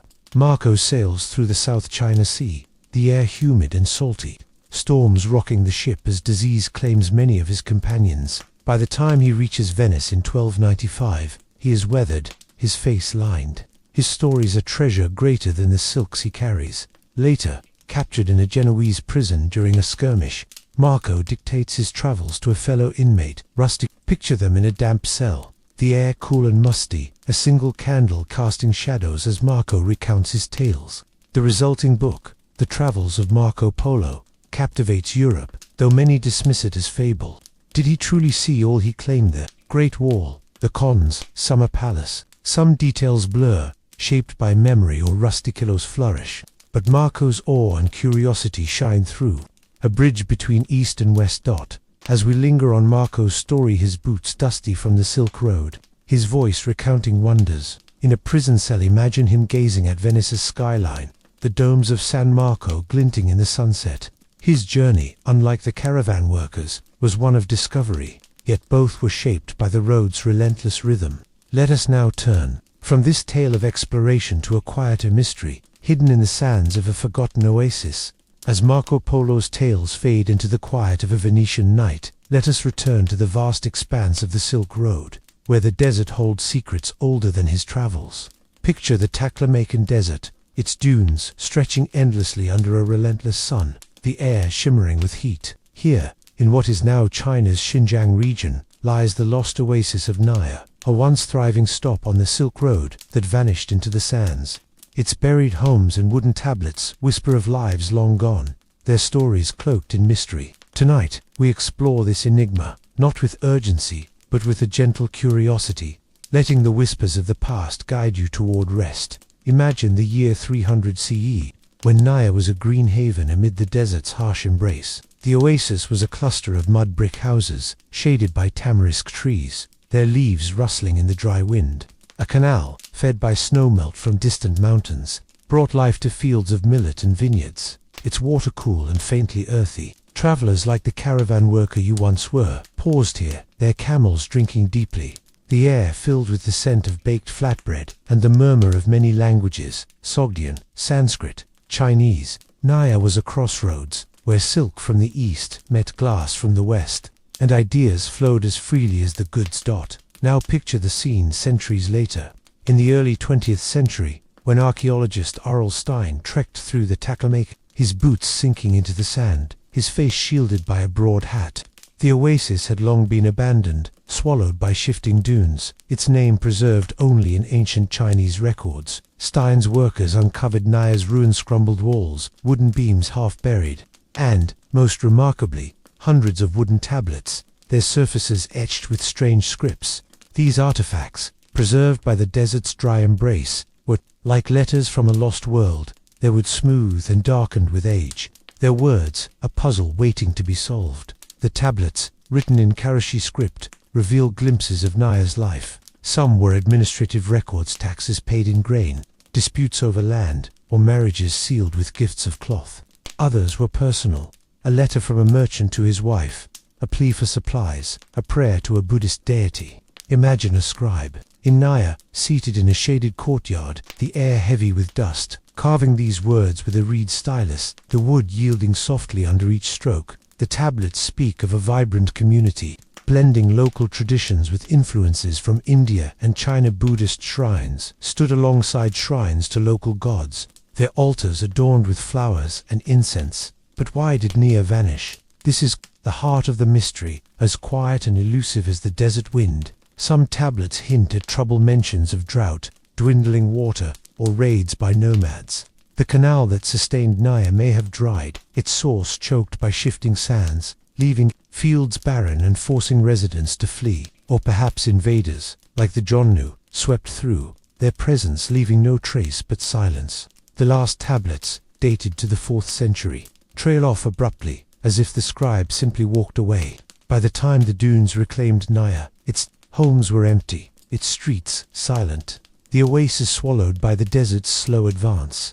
Modern excavations from Stein's time to today uncover more questions than answers. Picture archaeologists sifting through the sand, their brushes revealing clay pots, silk fragments, and a child's toy horse, its wood worn smooth by small hands. Why were these left behind? Did the people of Naya leave in haste, or did they drift away over generations? Some scholars suggest climate change tipped the balance, drying the oasis beyond recovery.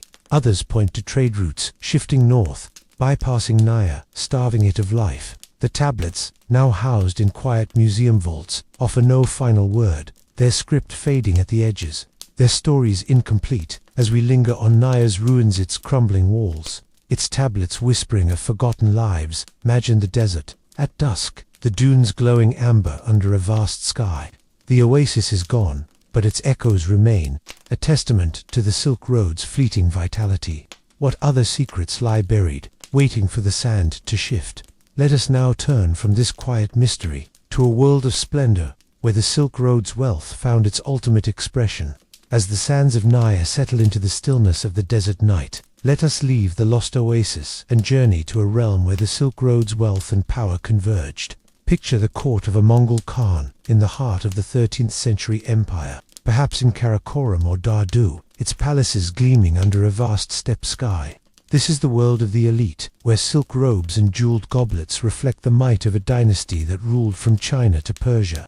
Unlike the caravan workers' grueling trek, life here is one of opulence, ritual, and global influence, a stark contrast to the dust and danger of the road. Settle deeper, and let the gentle rhythm of this splendid world carry you toward rest. Imagine stepping into the Khan's palace, its wooden halls adorned with intricate carvings, its floors covered with thick carpets woven in patterns of crimson and gold. The air is rich with the scent of sandalwood incense and roasted mutton, carried on a breeze through latticed windows. The Khan, a figure like Kublai, grandson of Genghis, presides over this domain, his presence commanding yet composed, his robes of silk shimmering with embroidered dragons. Unlike the caravan worker, whose hands are blistered from ropes, the Khan's fingers are adorned with rings of jade and turquoise, his every gesture a symbol of authority. Your day in this court begins with the soft light of dawn, filtering through silk curtains. There is no need to rise early. Servants, clad in tunics of fine wool,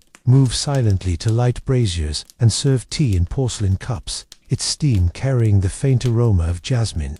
The Khan's meals are feasts, even at breakfast platters of steamed buns, spiced meats, and mare's milk fermented into a tangy drink called kumis. The dining hall hums with the clink of silver chopsticks and the murmur of advisors, their voices low as they discuss trade routes or tribute from distant vassals. Musicians play softly on lutes and drums, their notes blending with the rustle of silk. This opulence is not mere indulgence but a display of power. The Khan's court is a hub of the Silk Road, where envoys from Byzantium, Persia, and India gather, their gifts emeralds, falcons, or rolls of damask piled high in the audience hall. Imagine a diplomatic feast, the tables laden with delicacies, roasted pheasant, honeyed pastries, and fruits from Samarkand's orchards. The Khan sits on a raised throne, his eyes sharp, weighing each envoy's words. He grants audiences to merchants like Marco Polo, whose tales of distant lands amuse and inform, or to scholars who map the stars, their scrolls spread across cedar tables. Every ritual, from the serving of wine to the recitation of poetry, reinforces the Khan's dominion over a vast empire. The palace itself is a marvel, its walls hung with tapestries depicting conquests, its courtyards filled with the scent of blooming peonies. Servants maintain this splendor, polishing bronze mirrors and tending to the Khan's falcons, their cries echoing in the stables. The Khan's family, dressed in furs and silks, are educated in calligraphy and archery.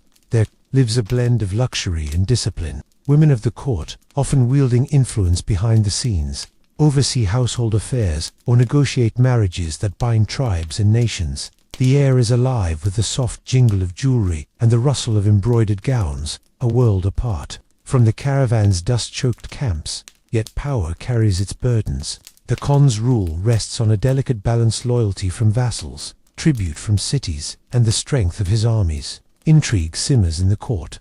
The advisors plot for favor, and distant governors might rebel. Their messages carried by swift riders on the empire's postal roads. The Khan must navigate alliances with care, his decisions shaping the flow of silk and gold across the Silk Road. Even in his private chambers, with their silk-draped beds and jade ornaments, his rest is uneasy, his mind turning to threats from within or beyond his borders. Contrast this with the caravan worker's life, where survival hinges on each grueling step through the desert. The Khan's wealth is built on the labor of men like the worker, whose caravans carry the silk and spices that fill his coffers. While the worker battles thirst and bandits, the Khan sips wine in a gilded hall. Yet both are bound by the Silk Road's rhythm, one toiling in its dust, the other ruling its bounty. As the court grows quiet, its torches dimming and the last notes of music fading, the Khan retires, his thoughts drifting to the empire that rests on his shoulders. Conclusions. The golden light of the Khan's court fades into the stillness of the steppe.